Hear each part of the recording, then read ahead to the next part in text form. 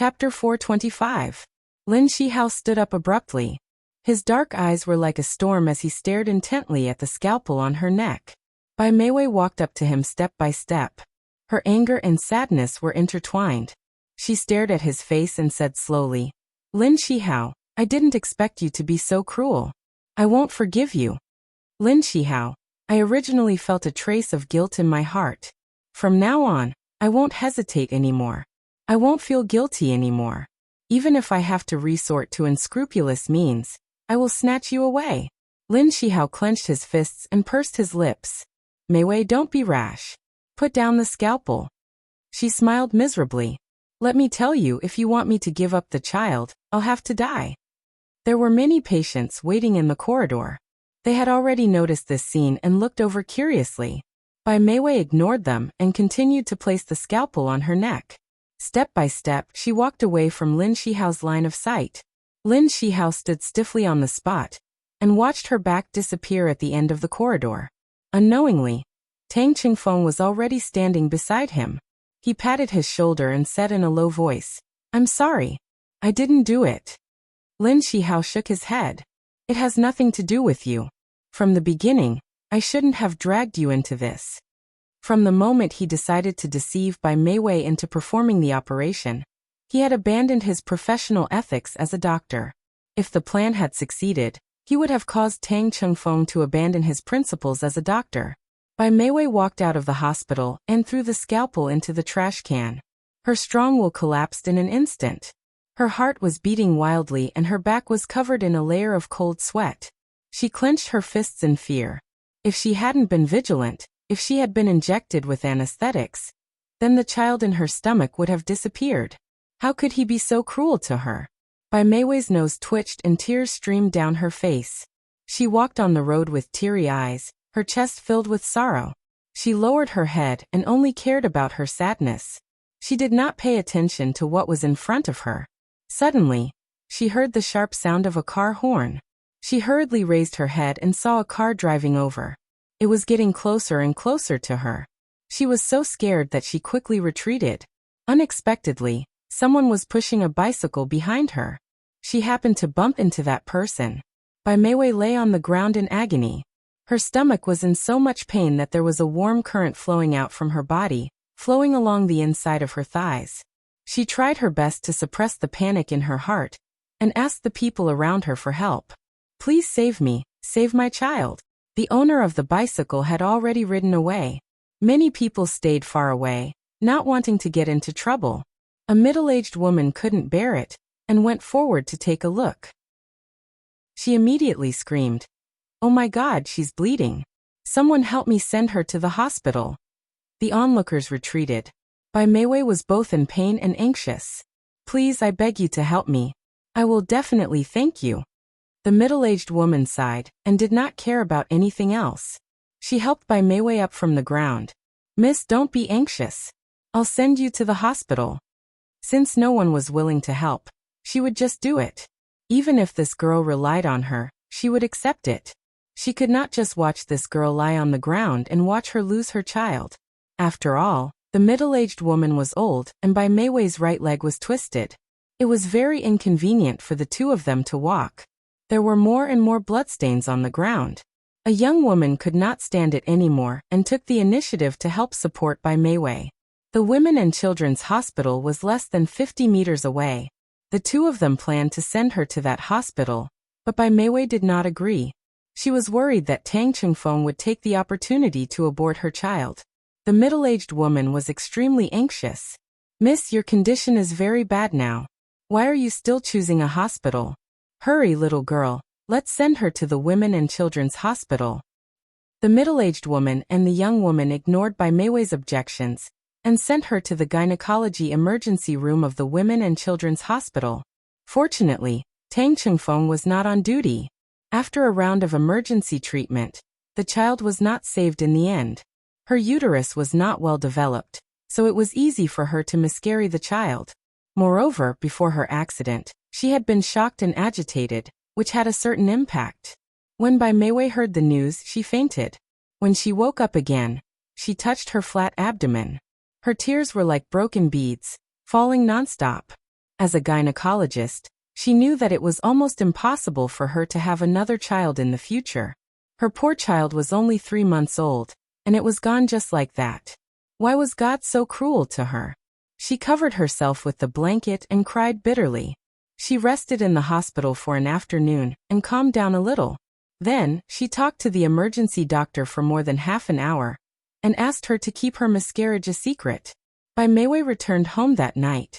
After thinking about it, she was unwilling to give up just like that. The child was gone, and it was all Lin Shihao's fault.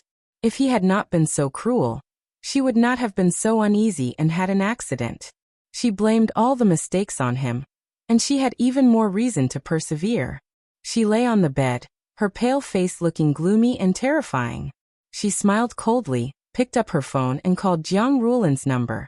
After deliberately getting close to her some time ago, their relationship was now very good. Soon, Jiang Ruolin's gentle voice came through. Meiwei, why did you suddenly think of calling me? What's the matter? The coldness on Bai Meiwei's face faded, and it was replaced by a sobbing expression. She sobbed softly. Auntie Jiang, I'm sorry. There's something that I've been hiding from you. I am Meiwei, don't cry. What happened? She cried even more sadly. Auntie Jiang, I can't say it. If I say it, you'll definitely think that I'm a bad woman, and that I'm deliberately destroying your son's family. Jiang Ruolin's heart thumped. Meiwei, the matter you're talking about, don't tell me it has something to do with Shihao. Auntie, I'm sorry. If Senior hadn't forced me into a dead end, I definitely wouldn't have called you. Sob sob. Jiang Ruolin's heart pounded. She said anxiously. Meiwei, you're making me anxious. What happened? Tell me in detail. Bai Meiwei was crying her heart out. Jiang Ruolin was anxiously stomping her feet on the other end of the phone. It wasn't easy to calm her down. She sobbed and said, 3 months ago, Senior and I attended a seminar. Senior drank too much, so I sent him to his room to rest. In the end, I wanted to resist, but he was too strong. I couldn't do anything. Jiang Ruolin sat heavily on the sofa, her vision turning black. Her son, after drinking, actually raped Meiwei? Later, I found out that I was pregnant. I originally wanted to abort the child, but my uterus was maldeveloped. If I aborted the child, I might not be able to be a mother for the rest of my life. So I begged Senior to let me give birth to the child. I swore that I would never destroy his family, but he wasn't willing. Today, he tricked me into going to the hospital to abort the child. Fortunately, I found out in time and escaped. Jiang Ruolin almost fainted. How could this be? Bai Meiwei sobbed. Auntie Jiang, I beg you. You're the only one who can help me now. I beg you to persuade Senior to let me keep my son. Even if I give birth to the child, I won't destroy his family. Please believe me. Jiang Ruolin's head buzzed. Her fingers trembled slightly. She was silent for a long time before she said, Meiwei, I'm very sorry that Shihao forced you. As for the child, let me think about it. Bai Meiwei sobbed. Thank you, Auntie Jiang. Jiang Ruolin felt extremely guilty. It was clearly her son who hurt her. But this silly girl was still thanking her. She was so ashamed that she couldn't show her face. After ending the call, Jiang Ruolin wanted to immediately run to Lin Shihao and question him. However, it was already late at night, so it was obviously not suitable. Moreover, she had to think about how to deal with the child in Bai Meiwei's stomach. The next day was Saturday. It was supposed to be a leisurely holiday, but for Jiang Ruolin and Lin Shihao, it was the beginning of a war. Lin Shihao heard a knock on the door early in the morning. When he opened the door, he saw his mother standing at the door in a towering rage. He frowned. Mom, what's wrong with you? Jiang Ruolin quickly changed her shoes and entered the room. She closed the door with a bang. She pointed at his nose and scolded. You brat, look at what wicked things you've done. She had never scolded him so harshly before. His frown deepened. Mom, speak clearly. When did I make you angry again? Jiang Ruolin was so angry that her eyes were blazing. She roared. Don't you know what you've done? Tell me yourself. What did you do to Bai Meiwei? You became muddle-headed after drinking a little wine. Not only did you ruin her chastity, you even forced her to abort the child. How can you be so cruel? Are you still my son? Lin Shihao's pupils contracted abruptly, and his fists clenched tightly. He knew that Bai Meiwei must have told her the truth. He gritted his teeth and said sternly, "Mom, it's my fault for ruining her chastity. I had my reasons for forcing her to abort the child. I didn't want her to ruin my marriage with Siki. Meiwei already swore to me that she would never ruin your marriage. The child is already more than 3 months old. If she really wanted to ruin your marriage, why would she wait until now?" Lin Shihao said sternly, "Mom, you don't understand at all. Bai Meiwei isn't as simple as you think. She's deliberately stalling for time. She had an agreement with me previously. If I went on 5 dates with her, she would abort the child on her own accord. But in reality, she had no intention of aborting the child at all. She was lying to me. Even when she got close to you, she had a motive. She wanted to use you." Slap. Jiang Ruolin slapped his face. Both of them were stunned at the same time. Lin Shihao's face hurt. He stared at his mother with a complicated expression. Since they were young, he had always been her pride. She had never hit him. Beauty novel Songshu 566. Chapter 426. Jiang Ruolin stared at the red mark on his face. Her heart ached a little, and she regretted that she had acted rashly. However, her emotions were quickly overshadowed by her anger. She said angrily, "Lin Shihao, is this how I taught you? You've done something wrong, yet you refuse to admit it and make up for it. Instead, you push the blame onto others. Is this how I taught you?" Lin Shihao was so angry that he laughed. "Fine, then tell me, how should I admit my mistake and make up for it? Do I have to divorce Siki and take responsibility for Bai Meiwei before you're satisfied? Have you ever thought that Siki is also a victim? Who among us has ever made it up to her?" Jiang Ruolin's expression froze. Then she said angrily, "Fine, then call Siki out now. We'll discuss how to solve this problem." Siki is on a business trip. She hasn't returned yet. If he told her that Siki had run away from home, it would only cause more trouble. Call her now and ask her to come back quickly. Jiang Ruolin became angrier as she spoke. How long has it been? What business trip does she have to be away for so long? How can she not care about such a big thing happening at home? Lin Shihao's expression became uglier and uglier, and he was about to explode. He said in a low voice, "Mom, I've been hiding that matter from Siki. It has nothing to do with her. Don't vent your anger on her." Jiang Ruolin was still angry, and did not feel that she had gone overboard. She still insisted that he call Yi Siki back to discuss countermeasures. Lin Shihao had no choice but to take out his phone and call Yi Siki. He thought that her phone was still turned off, and he had found an excuse to brush off his mother. He did not expect that the call would go through. The phone rang 3 or 4 times before it was picked up. The person on the other end of the line did not speak. His heart almost stopped beating. He held the phone nervously and called her hoarsely, "Wifey." Yi Siki's voice was very calm. "I'll be home soon. We'll talk when I come back." Without waiting for him to speak, she hung up the phone. Lin Shihao held the phone in a daze. His eyes were blank and a little uneasy. She was back. He was very happy that she had returned safely. However, was she back to divorce him? Jiang Ruolin nudged his shoulder. "What did Siki say?" He smiled bitterly. "She'll be home soon." Home soon? Could it be that he's already downstairs? Jiang Ruolin muttered to herself and walked straight to the window. Then she lifted the curtains and looked downstairs. They lived on the 5th floor and could clearly see a luxury car parked in the residential area downstairs. Other than that, they didn't see anyone else. Jiang Ruolin shook her head. It seemed that she had guessed wrong. She was about to put down the curtain when the car door suddenly opened. A woman wearing a down jacket and snow boots got out of the car. Who else could that be but Yi Siki? Even if she was a little far away, she could still recognize her own daughter-in-law. Yi Siki stood in front of the car and smiled at Xiao Tiansheng. "Hurry home and rest. Be careful on the road." Xiao Tiansheng smiled. "If you need any help, feel free to contact me." "Got it." She waved her hand and turned to go upstairs. Xiao Tiansheng was about to start the car when he suddenly saw the scarf she had left on the seat. He hurriedly called her name. Yi Siki stopped in her tracks and turned around. He had already gotten out of the car and was holding her scarf in his hand. Your scarf. Thank you. I was too careless. She quickly took 2 steps forward and wanted to take the scarf from his hand. He didn't give it to her. Instead, he raised his arm and wrapped the scarf around her neck. His actions were gentle and meticulous.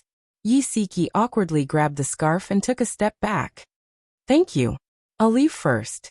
Jiang Ruolin naturally saw this scene. She was so shocked that she shouted, Shihao, come over quickly. Look at the man with Siki. Who is he? Lin Shihao's heart tightened. He strode to the window and happened to see Xiao Tiansheng standing in the same spot as he watched Siki go upstairs. Could it be that Siki had been with Xiao Tiansheng all this time when she ran away from home? Do you know that man? I just saw him putting the scarf around Siki's neck. Their actions are too intimate. Jiang Ruolin said angrily. Xiao Tiansheng was putting a scarf around her neck? Lin Shihao's fingers suddenly clenched, and his heart almost stopped.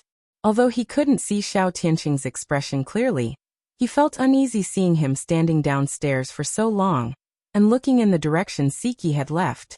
He hadn't guessed wrongly. Xiao Tiansheng really liked her. They must have been together for the past 7 or 8 days. Lin Shihao's heart was flustered and in pain. He was worried that Siki had really come back to divorce him. He supported himself against the wall with one hand. His face was deathly pale. He lowered his head slightly, and his fine hair covered his eyes. His movements were stiff as he maintained this position. Jiang Ruolin was still nagging at Siki when she suddenly realized that something was wrong with her son. She quickly held his arm. Shihao, what's wrong? Why do you look so pale? I'm fine. Lin Shihao avoided her hand. Click. The door was unlocked. Lin Shihao and Jiang Ruolin looked up at the door at the same time. Yi Siki pushed the door open and stood at the door. The moment she saw Jiang Ruolin, she was stunned. Mom, you're here. Jiang Ruolin's face was solemn. She didn't say anything and sat down on the sofa with her hands on her knees. She looked like she was about to be interrogated. Yi Siki didn't say anything else. She bent down to change her shoes, hung her coat on the hanger, and said calmly, Mom, have a seat. I'll go make some tea. Jiang Ruolin's tone was stiff. No need. Come here. I have something to say. Yi Siki sat on the sofa opposite her with a calm expression. She had already prepared herself mentally and was waiting for the storm to come. Lin Shihao naturally sat beside her. His expression was terrible. Siki hadn't looked at him since she entered. She was so cold that it made him uneasy. Jiang Ruolin glanced at her son, then turned her gaze to Yi Siki. She asked coldly, Where have you been these past few days? Yi Siki said calmly, Lhasa, Tibet. Lin Shihao's pupils suddenly shrank. Jiang Ruolin snorted. Who did you go with? Alone. Jiang Ruolin's anger suddenly swelled. She slammed the table. Alone? Do you think I'm blind? Who was the man who sent you back downstairs just now? Did you go with him? Yi Siki calmly looked at her angry face. Mom, I went to Tibet alone. He's my boss. He used a private plane to bring me back from Lhasa. That's all. He helped you with your scarf just now. Is this a normal superior-subordinate relationship? Tell me, is there something between you and him that can't be revealed?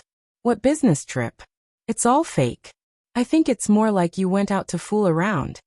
Lin Shihao couldn't take it anymore. He stopped her sternly. Mom, don't talk nonsense. Siki isn't that kind of person. Jiang Ruolin glared at her son. Shut up. We'll talk about your business later. Yi Siki suddenly found it very funny. Although she had expected to be greeted with a storm, she didn't expect it to be so exciting. It turned out that she was the one who was in the wrong. She chuckled and said calmly, Mom, you're right. Actually, I didn't go on a business trip. I went out to relax. As for why I went out to relax, I think you should be very clear. I know whether I did anything to let your son down. He knows very well. You're so anxious to force me to admit those groundless things. Do you think that if I also made a mistake, there's no reason not to forgive your son's mistakes? Jiang Ruolin's hidden intentions were exposed. Her face turned red and white, and she looked very ugly. Yi Siki continued, Mom, I'm not stupid. I understand some things. I'm just pretending not to understand because I don't want to be so calculative. In my heart, you're all my family. How can there be so many petty things between family members? But after all these years, have you ever treated me as family? Even if you raised a dog for 8 years, you would still have feelings for it. They had been together for 8 years. How could she not have any scruples about the serious crime of infidelity on her head for her son's sake? Yi Siki's calm gaze fell on Jiang Rulan. There was no blame or anger, but it was so calm that it made her heart palpitate. She said angrily, "Even if there's nothing between you and that man, you can't deny that he has other intentions for you. You abandoned your family and your son these past few days. Do you think you're in the right?" "Mom, stop talking." Lin Shihao's face was ashen. He said agitatedly, "Siki went out to relax because of me. It has nothing to do with her at all. Don't push all the blame onto her." Jiang Ruolin was so angry at her son that she wanted to vomit blood. Who did she say so much for? Wasn't it to save some face for him? Yet he was standing on his daughter-in-law's side. He had completely thrown away his dignity as the man in charge of the family. Lin Shihao didn't care about her anger at all. He said in a low voice, "Mom, you didn't come here today to blame Siki. You came here to discuss how to solve Bai Meiwei's problem. Don't get the main point wrong." Jiang Ruolin was so angry that her fingers trembled. She glared at him fiercely. "Fine. Then tell me, what do you plan to do? The child is already 3 months old. Don't tell me you still want her to abort the child?" Lin Shihao glanced at the expressionless Yi Siki with her eyebrows lowered. He said slowly, "The child can't be kept. I plan to ask Director Bai for forgiveness. Director Bai will definitely not agree to Bai Meiwei keeping the child." Jiang Ruolin snorted coldly. "I think you're too naive. If Director Bai knew that his daughter's uterus was stunted and she couldn't have another child after aborting the child, do you think he would still force his daughter to abort the child? What's more, have you thought about the consequences of asking Director Bai for forgiveness? If it's a light punishment, you'll be fired from the hospital and lose your job. If it's a heavy punishment, you'll be sued in court and your reputation will be ruined." Lin Shihao clenched his fists. His eyes were frighteningly hazy. "I've already made preparations. Even if I end up with nothing and my reputation ruined, I'll protect this family." Jiang Ruolin's voice was fierce. "Then have you considered for Nyonya? She'll be laughed at for having a rapist for a father." Welfare Xinwu 799. Chapter 427. Jiang Ruolin said sternly, "Then have you considered Nyonyo's situation? She'll be laughed at for having a rapist for a father." Lin Shihao pursed his thin lips. There was an indescribable emotion surging in his deep eyes. He clenched his fists tightly and said in a low and cold voice, "Being laughed at is better than being in a single-parent family. I won't let Nyonyo lose her father or mother." After Jiang Ruolin's intense outburst, she seemed to have lost all her energy. She leaned against the sofa stiffly and tiredly and said weakly, "Siki, what do you think?" Yi Siki stroked the hair by her ear and said calmly, "My thoughts are simple. If Bai Meiwei wants to give birth to the child, I'll take Nyonyo and leave." Lin Shihao's body stiffened and he blurted out, "I won't let her give birth to the child." Jiang Ruolin was silent for a few seconds and said, "Things haven't reached that stage yet. Let's have a good talk with Meiwei." The atmosphere froze and the three of them fell silent. Yi Siki didn't want to dwell on this issue and said calmly, "I'm going to visit my parents and bring Nyonyo back."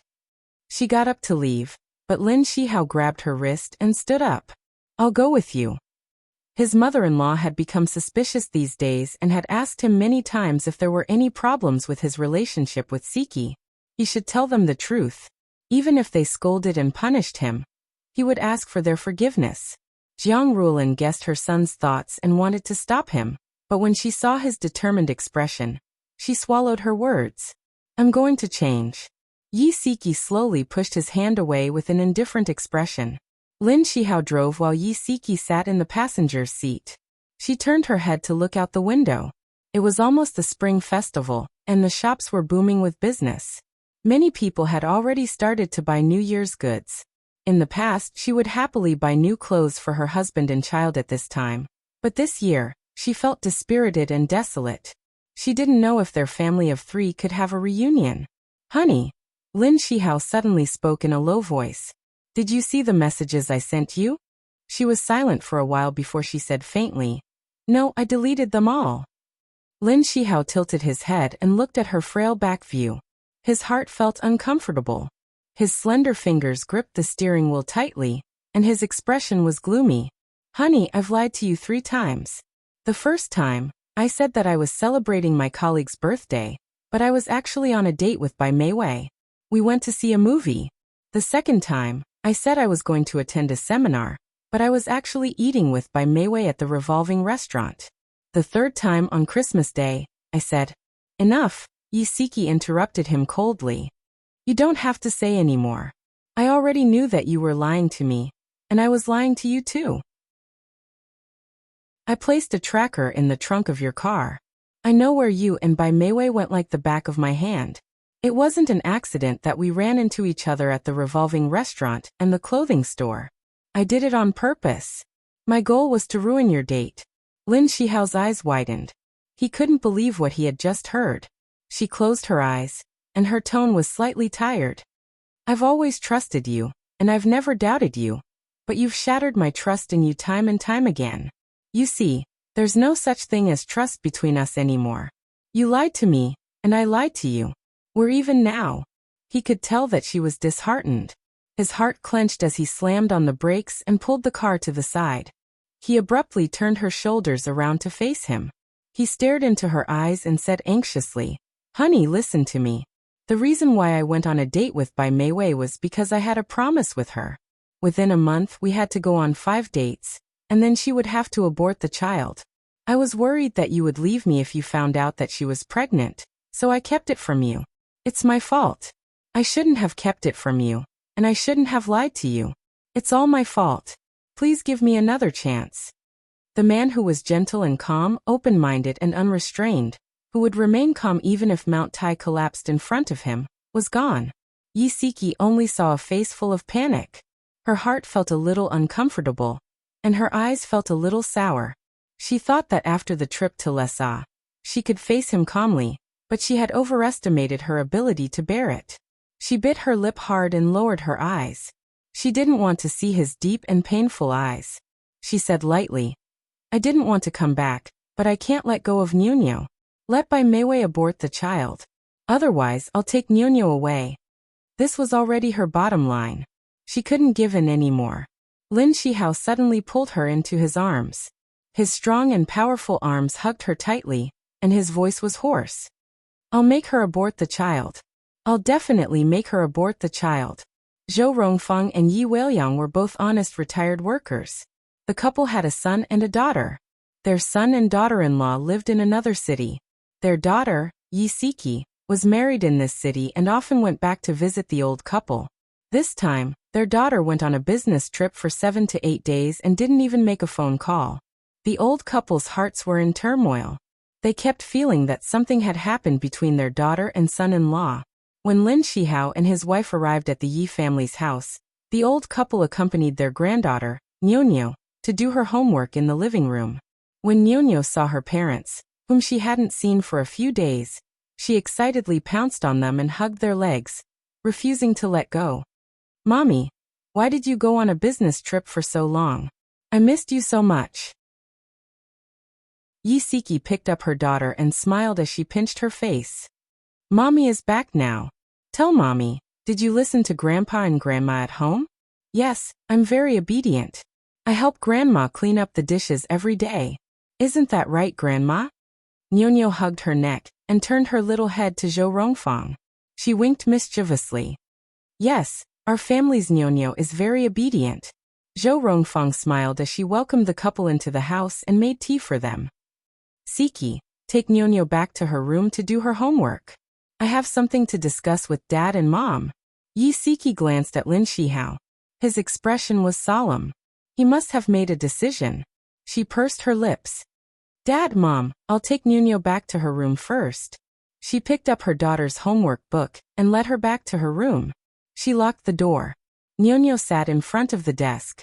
Her skinny back was straight. She held a ballpoint pen in her hand and wrote her homework stroke by stroke. Yi Siki's gaze fell on her daughter, but all her attention was elsewhere. She didn't know how Lin Shihao's discussion with his parents went. She didn't know if her parents would blame him. In the living room, Lin Shihao told the two elders about his drunken mistake, and by Meiwei's pregnancy in full detail. Zhou Rongfang couldn't believe her ears. After the shock, her body trembled slightly. How could this be? How could this happen? Yi Weiliang's face was ashen. He almost fainted. His back slumped against the sofa as he gasped heavily. Zhou Rongfang hurriedly rushed over and rubbed his chest. "Old man, don't be agitated. Be careful of your high blood pressure." Lin Shihao strode over to the cupboard and took out the medicine bottle for treating high blood pressure. He poured out a few pills and brought a cup of warm water to Yi Weiliang. "Dad, don't be agitated. Take the medicine first. You go away." Yi Weiliang was agitated. He trembled as he pushed Lin Shihao away. The pills in Lin Shihao's hand fell to the ground, and the water in the cup spilled all over the floor. "Old man, what are you doing?" Zhou Rongfang's tears streamed down her face. She wiped them away. "Shihao, give me the medicine." Zhou Rongfang took the medicine bottle from Lin Shihao. She poured out the pills again, and fed them to Yi Weiliang. Yi Weiliang slowly closed his eyes and leaned against the sofa in dejection and exhaustion. After resting for a while, he opened his eyes and glared angrily at Lin Shihao. He squeezed out a few words from between his teeth. "Go away. I don't want to see you. Old man, what's the use of chasing him away now? The most important thing is that we have to come up with a countermeasure." Yi Weiliang was impatient. He was so angry that he almost lost his mind. Although Zhou Rongfang was angry, she still had reason. She tried to persuade her husband. Lin Shihao clenched his fists. His eyes were as dark as the sea. His tall and straight body was like a mountain standing in front of them. His whole body emitted an extremely oppressive aura. Slowly, he bent his knees and knelt on the cold floor. His chest was very straight, like a pine tree, fearlessly welcoming the attack of the wind and snow. Zhou Rongfang and Yi Weiliang were both shocked. As the saying goes, a man has gold under his knees. Moreover, Lin Shihao was a man full of pride. It was impossible for him to kneel to anyone. At this moment, he threw away his dignity and faced to kneel here and beg for their forgiveness. His eyes were extremely sincere. He said word by word, "Dad, Mom, I was drunk and did something wrong. I have already sworn that I will never drink again in my life. I have let down Siki and your trust in me. Please give me another chance. I will make up for my mistakes and treat Siki and Nyonya well." Yi Weiliang was furious. He turned his head away and refused to look at him. He had hurt her daughter. How could Zhou Rongfang not be angry? How could she not hate him? But her daughter and son-in-law were husband and wife after all. They even had a child together. Was she going to divorce him because of this? She sighed and tugged at Yi Weiliang's sleeve. Yi Weiliang ignored her and continued to sulk. Lin Shihao did not speak anymore. He knelt silently in front of the two elders. The two sides were in a deadlock for more than 10 minutes. Yi Weiliang's anger subsided a little. He turned his neck stiffly and stared coldly at Lin Shihao. He asked stiffly, "What do you plan to do?" Lin Shihao said respectfully, "I will think of a way to make Bai Meiwei abort the child." Zhou Rongfang asked, "Shihao, do you still want to live with Siki?" Lin Shihao's tone was firm. "Mom, I love Siki. I have never thought of divorcing her. Please believe me." Zhou Rongfang was satisfied with his attitude.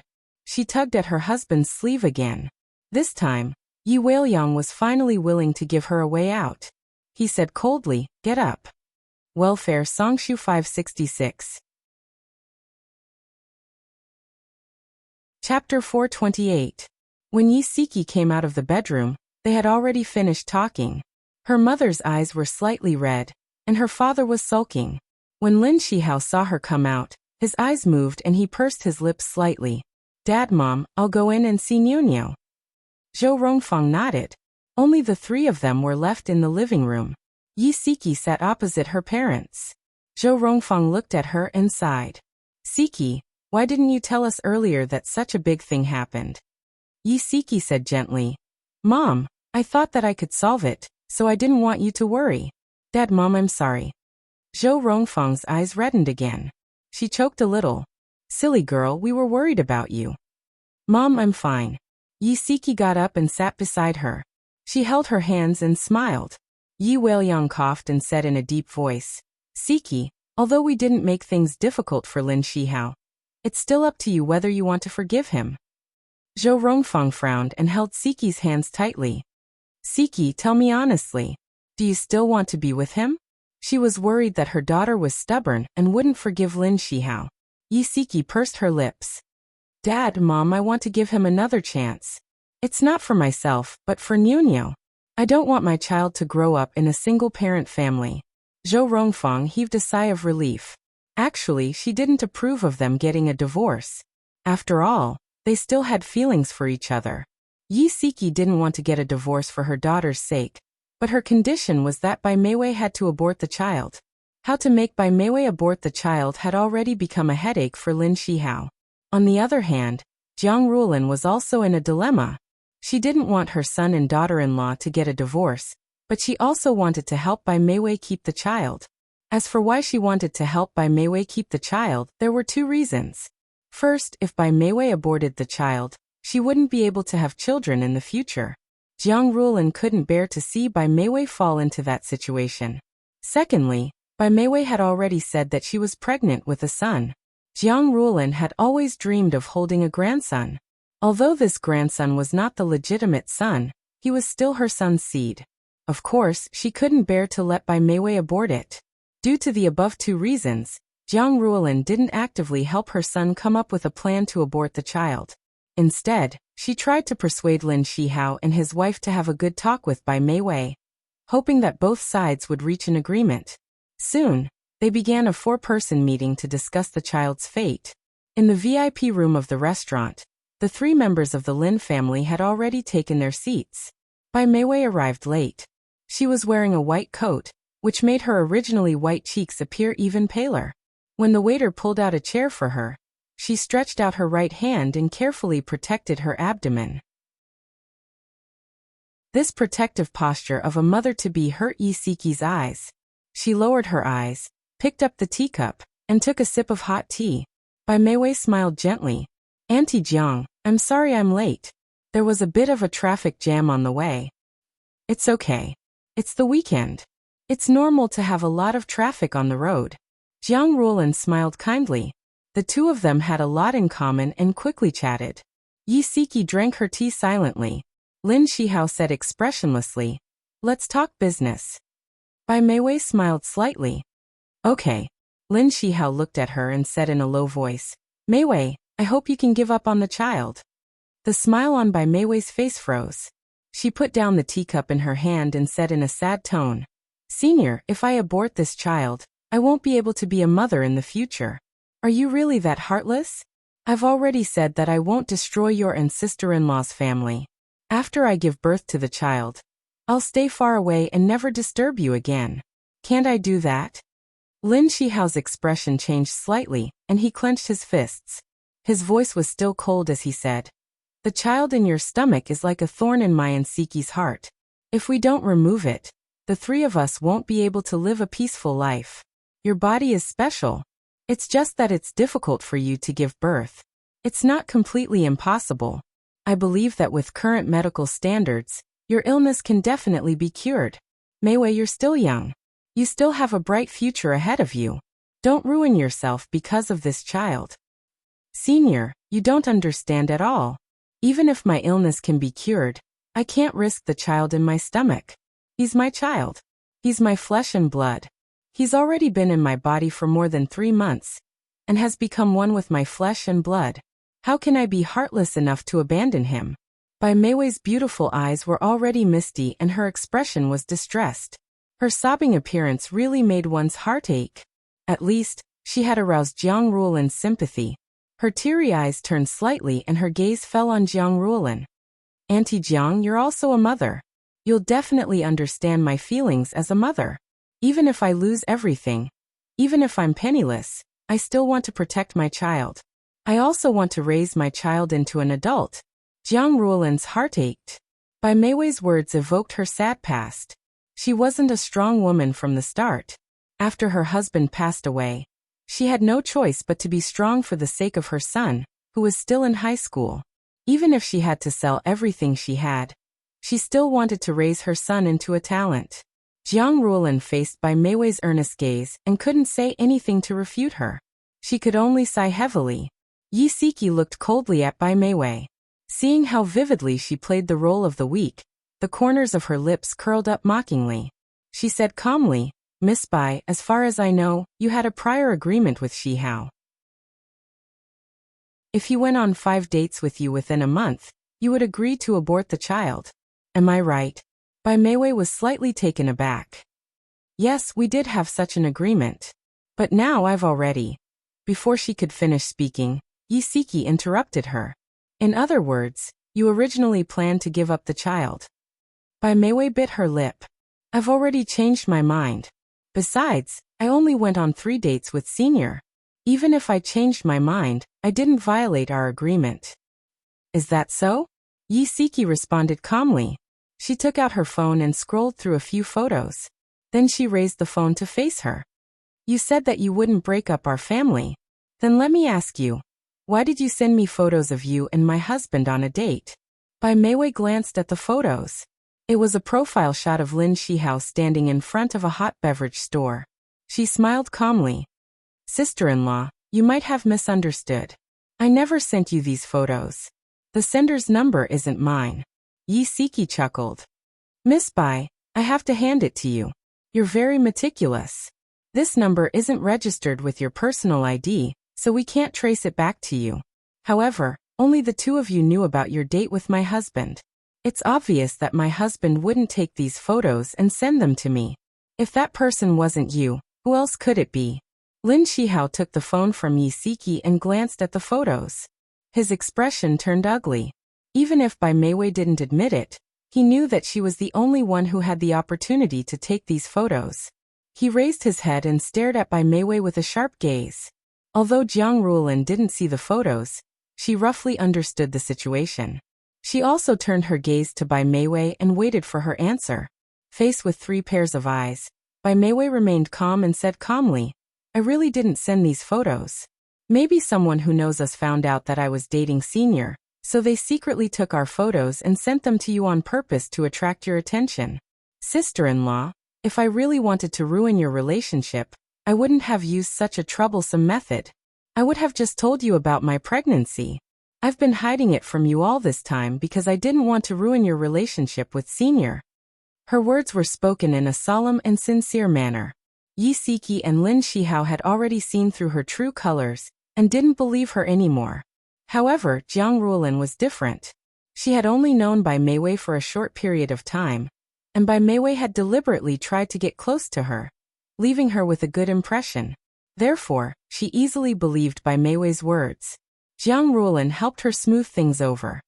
"I believe that Meiwei wouldn't do such a thing. There's no need to talk about the past now. Let's think about the main purpose of our visit today." No matter how Lin Shihao tried to persuade her, Bai Meiwei refused to give up the child. She insisted on giving birth to the child. In the end, both parties parted on bad terms. On the way home, Lin Shihao, Yi Siki, and Yi Siki's hearts were heavy. No one spoke. Lin Shihao dropped Jiang Ruolin off at her neighborhood. Jiang Ruolin wasn't in a hurry to get out of the car.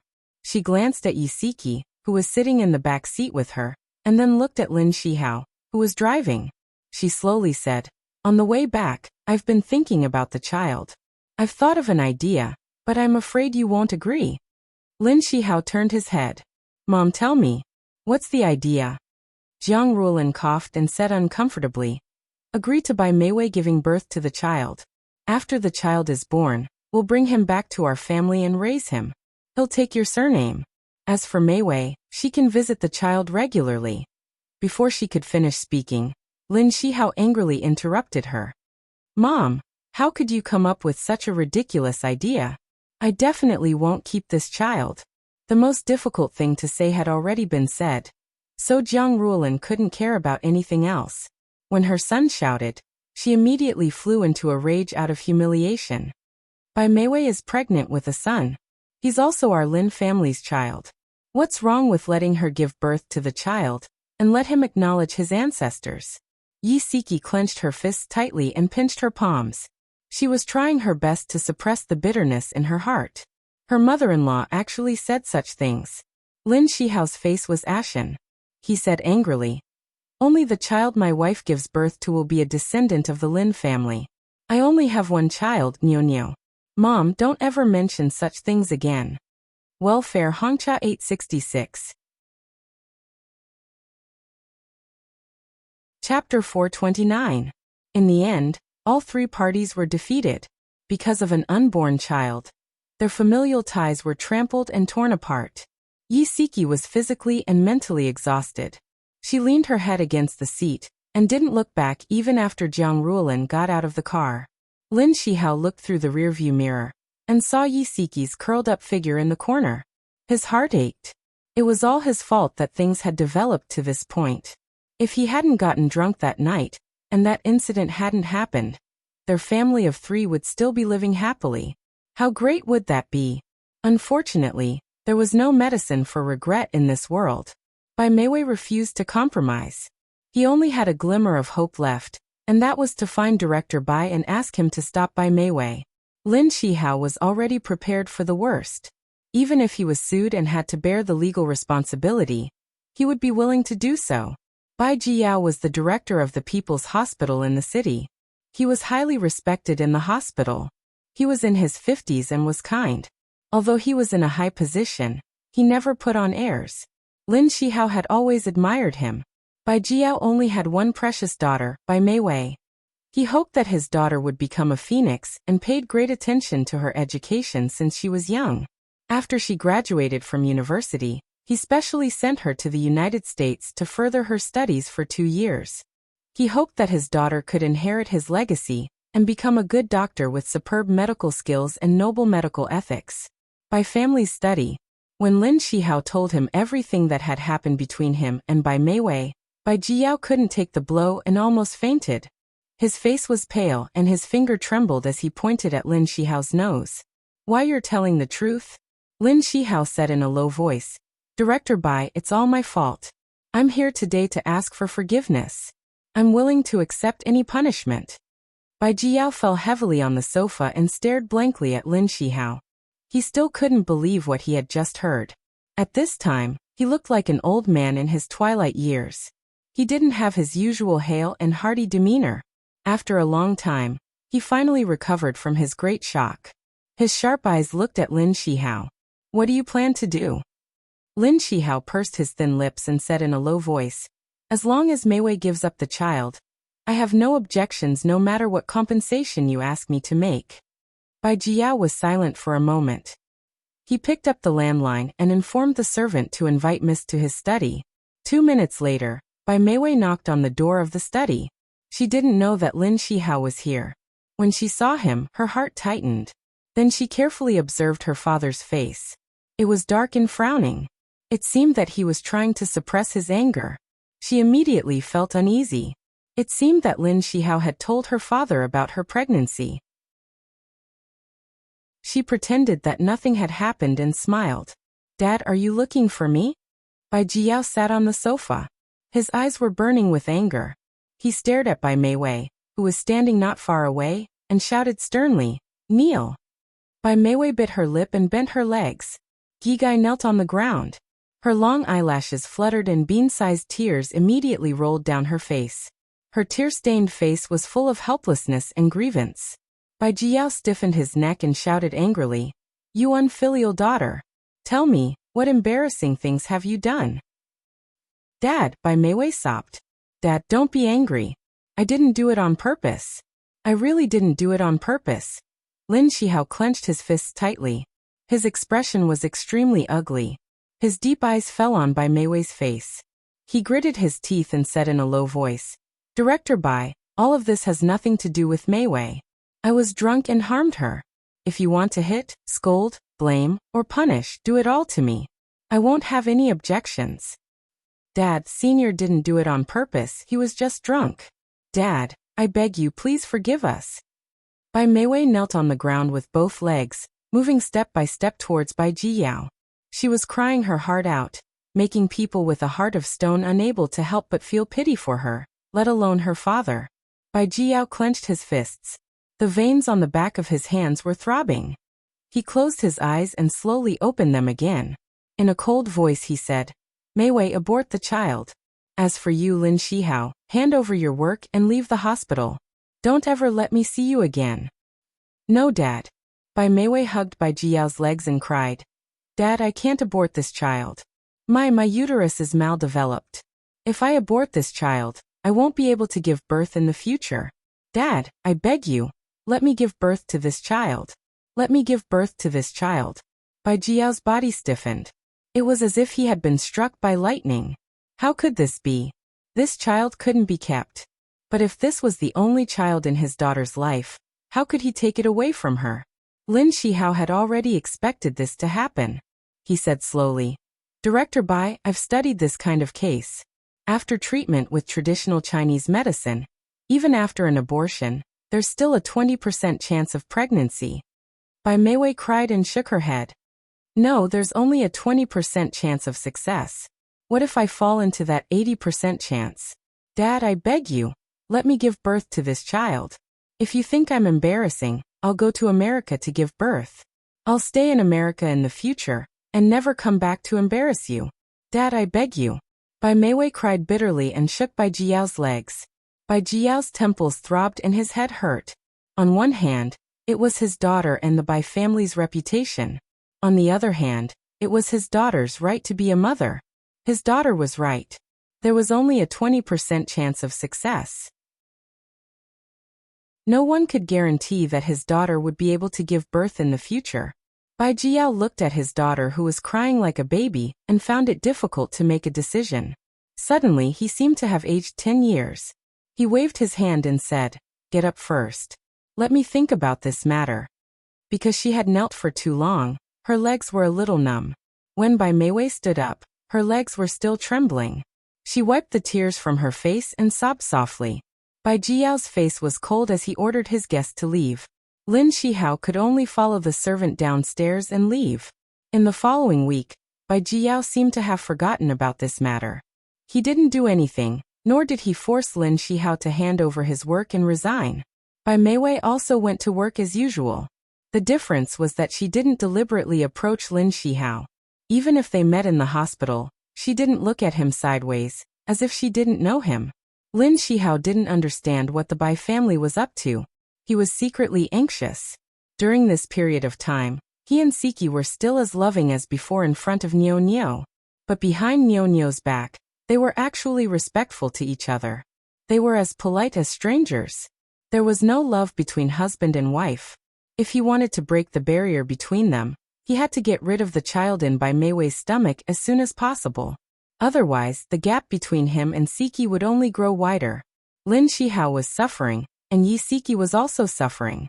She was even distracted when she was working.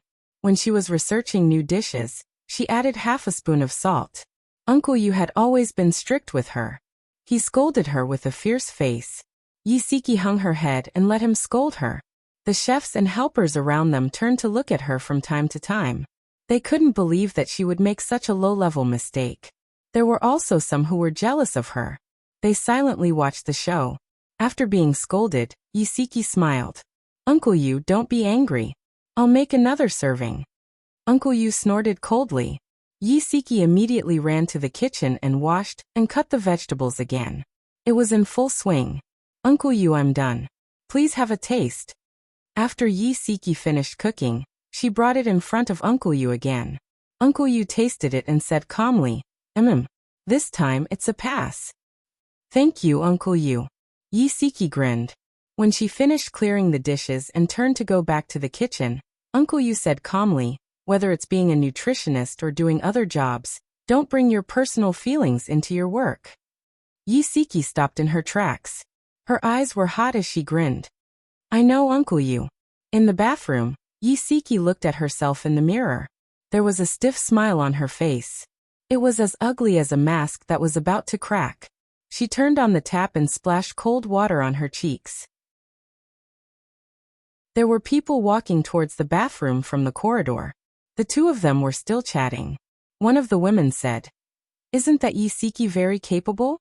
How come she doesn't even know how to add salt when cooking?" The other woman laughed. "Are you jealous that she has a backer? She became Uncle Yu's assistant as soon as she came in? I'm jealous of her. I just can't stand her. Just because she has a backer, she doesn't follow the rules and regulations. She takes a week off as soon as she asks for it. Senior employees like us can only take a week of annual leave after working for a full year. She just joined the company and—" The woman's voice stopped abruptly. She had already walked to the bathroom door and saw Yisiki standing in front of the sink. Yisiki acted as if she hadn't heard or seen anything. She continued splashing cold water on her face. Then she looked up at the mirror and calmly wiped the water off her face. The two gossipy women's faces turned red and white as they stood awkwardly at the door. Yisiki calmly walked up to them and said calmly, "Please make way." The two women hurriedly moved aside, and Yisiki calmly walked past them. In the corridor, Xiao Tianxing crossed his arms and leaned leisurely against the railing. There was a faint smile in his deep eyes as he looked at her quietly. Yisiki walked up to him and asked, "What are you doing here?" Xiao Tianxing raised his eyebrows and said, "There are too many people here. If you don't want others to say anything nasty, follow me." With that, he walked towards the elevator. Yisiki laughed self-deprecatingly. What other nasty things could they say? They wouldn't go so far as to say that I'm your mistress, right? Even though she said that, she still followed him into the elevator. When the elevator doors closed, only the two of them were left in the narrow space. He smirked and chuckled. They wouldn't go so far as to say that I'm their mistress. They trust my judgment. Beauty novel Shinwu 799. Chapter 430. Yisiki glared at him. "What do you mean by that? Am I not beautiful?" Xiao Tianxing rested his chin on his left hand and smiled happily. "Beautiful. You are very beautiful. But they think that I like the type of girls who are full of fans. As for you, you are slightly lacking." She was so angry that she almost vomited blood. She snorted coldly and turned her head to ignore him. Xiao Tianxing's smile widened. He said carelessly, "Are you angry? I'm just kidding. Your type is just right." He was afraid that she didn't understand, so he made an S sign with his hands. "I beg of you, let's not talk about this anymore." Yisiki was embarrassed and annoyed. She rolled her eyes at him. "President Xiao, don't you have anything better to do?" Xiao Tianxing raised his eyebrows. "Of course not. I heard that someone was scolded badly by Uncle Yu. As her boss and friend, I have the obligation to show my concern." Yisiki shrugged. "Don't worry. My psychological endurance is not that bad." The elevator stopped. Xiao Tianxing brought her into his office. The bright sunlight shone through the floor-to-ceiling windows onto the thick carpet. A snow-white Persian cat was curled up on the soft sofa. When it heard someone come in, it raised its head lazily. Its beautiful eyes narrowed. Soon, it laid its head down and went back to sleep. Yisiki said in surprise, "You have a pet in your office. No one can stop me from enjoying life. To me, work is also a form of enjoyment." Xiao Tianxing poured 2 cups of handmade coffee. He placed 1 cup in front of her and the other in front of him. He held the Persian cat in his arms with one hand and gently rubbed its head. Yisiki sighed. "My admiration for you is like a torrential river that flows endlessly." Xiao Tianxing chuckled. He took a sip of coffee. "How are things going with your family?" He guessed that her distraction from work might have something to do with her family. Yisiki stroked the hair by her ear with an indifferent expression. Bai Meiwei insisted on keeping the child. Shihao confessed everything to Director Bai, hoping that he could step in and stop Bai Meiwei. But until now he hasn't given an answer. "Do you think Dean Bai will force Bai Meiwei to abort the child?" Xiao Tianxing leaned back on the sofa with a serious look on his face. Yisiki smiled bitterly. "I've thought about this for a long time. I've been comforting myself that Dean Bai will force her to abort the child for the sake of Bai Meiwei's reputation. But my conscience tells me that Dean Bai will very likely support his daughter to keep the child. After all, that child might be his daughter's only child. Which parent would dare to take such a big risk? Xiao Tianqing's deep eyes moved. Have you ever considered that Dean Bai actually has a third option? He can force Lin Shihao to marry his daughter. If he does that, what will you do? Yi Siki was stunned. She really hadn't thought of this. Lin Shihao hadn't thought of this either. She held the coffee cup in a daze. Her fingers trembled slightly as she shook her head. I don't know. I really don't know. Xiao Tianqing tightened his grip on the Persian cat. The cat meowed impatiently, and he slowly let go. He stroked its soft fur and said calmly, If Bai Meiwei insists on giving birth to the child, are you still willing to continue living with Lin Shihao? Yi Siki wanted to put the coffee cup back on the coffee table, but when she heard what he said, she panicked and knocked over the coffee cup. The scalding coffee spilled onto the glass coffee table and slowly flowed onto the carpet. She quickly pulled out a tissue to wipe it off, but Xiao Tianqing suddenly leaned forward and grabbed her wrist. His voice was urgent. Did you burn your hand? No. Yi Siki awkwardly tried to pull her right hand away. She looked anxiously at the pool of coffee. Hurry up and let go of me. The coffee is going to spill onto the carpet. Let me see the back of your hand. Xiao Tianqing couldn't help but let go of her hand. He pulled her wrist in front of him. There was a small red mark on the back of her fair hand. It was obvious that she had been scalded by the scalding coffee. His face darkened and his brows furrowed. He dragged her to the bathroom and complained. You said you weren't scalded. Your skin is red. Do you know what's most important? You've already scalded yourself. Why do you care about the carpet? Yi Siki was scolded by him until she couldn't raise her head. She retorted softly. It only spilled 2 drops on the back of my hand. The temperature wasn't very high either. I'm really fine. Xiao Tianqing suddenly turned around and glared at her. Can't you take care of yourself a little? As he spoke, he had already dragged her into the bathroom. As expected of a presidential suite, even the bathroom was incomparably luxurious. Xiao Tianqing turned on the tap and washed the back of her hand with cold water. He warned her with a sullen face. I'm going out for a while. Continue to wash the back of your hand with cold water for at least 10 minutes. Got it. Yi Siki looked at his stern face and wanted to laugh. However, she was afraid of angering him, so she could only force herself to hold it in. Xiao Tianqing glared at her as a warning. Then he returned to his office and called his secretary over the internal line to send in a bottle of ointment for burns. As a 5-star hotel, they still had a stock of such ointment. Yi Siki stood obediently in front of the sink and washed the back of her hand with cold water. Xiao Tianqing suddenly walked in and placed a bottle of ointment on the sink. It's about time. Apply this ointment to the back of your hand. Thank you. Although Yi Siki didn't hear his conversation with his secretary, she understood his good intentions when she saw the ointment. Her heart was filled with gratitude. The conversation between them was interrupted by this small episode and did not continue. Yi Siki had disappeared for too long. It was time for her to go back to the kitchen and take a look. When she returned to the kitchen, Uncle Yu had just assigned a new task for her. She was busy with work and quickly forgot about her conversation with Xiao Tianqing. It wasn't until she received a phone call that night that she realized how far-sighted Xiao Tianqing was. At night, after Yi Siki coaxed her daughter to sleep, she returned to the bedroom. Lin Shihao was taking a shower in the bathroom when his phone on the bedside table rang. She hurried forward and picked up his phone. The caller ID showed that it was Director Bai. Her heart suddenly skipped a beat. She guessed that Director Bai was calling to talk to him about Bai Meiwei.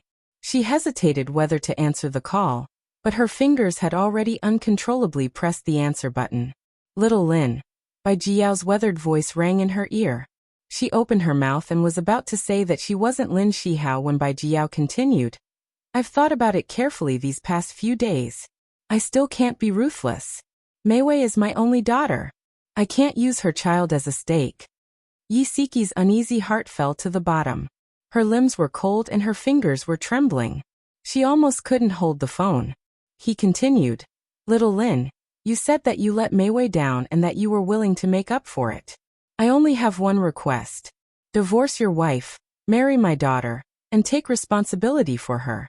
If you agree to my request, I'll let this matter go. You'll still be the director of our hospital's obstetrics and gynecology department. If you don't agree to my request, we'll meet in court. Even if I have to throw away my old face, I'll get justice for my daughter. Yisiki sat heavily on the bed. Her right hand loosened, and the phone fell to the ground with a bang. Lin Shihao happened to come out of the bathroom. He glanced at Siki, who was sitting at the head of the bed in a daze, and then at the phone on the ground. He had a bad feeling in his heart. He quickly bent down to pick up the phone. The screen showed that he was on the phone with Director Bai. Director Bai said earnestly, "Little Lin, I've always thought highly of you and even groomed you as my successor. You can call me despicable or blame me for being ruthless, but I don't care. As a father, I just want my daughter to be happy." Lin Shihao didn't hear a single word he said. His mind was filled with guesses about what he had said to Siki. Lin Shihao said faintly, "Got it." Then he ended the call. He walked in front of Siki and asked, "Honey, what did Director Bai say to you over the phone just now?" Siki looked up at him. Her face was pale and her expression was bitter. "He said that he wants you to divorce me and marry Bai Meiwei. Otherwise, he'll take you to court." Shihao, we've guessed many possible outcomes, but this was the only one we didn't think of. Tell me, what should we do? Lin Shihao hugged her tightly and said in a low voice, "Honey, even if he takes me to court, even if I have to bear the legal responsibility, I won't divorce you." Siki's nose was sour and her eyes were misty. She leaned against his chest and could hear his heart beating very fast and very frantically. His fingers pressed tightly against her back. It hurt a little, but this pain was nothing compared to the pain in his heart. They were now facing internal and external troubles and were besieged on all sides.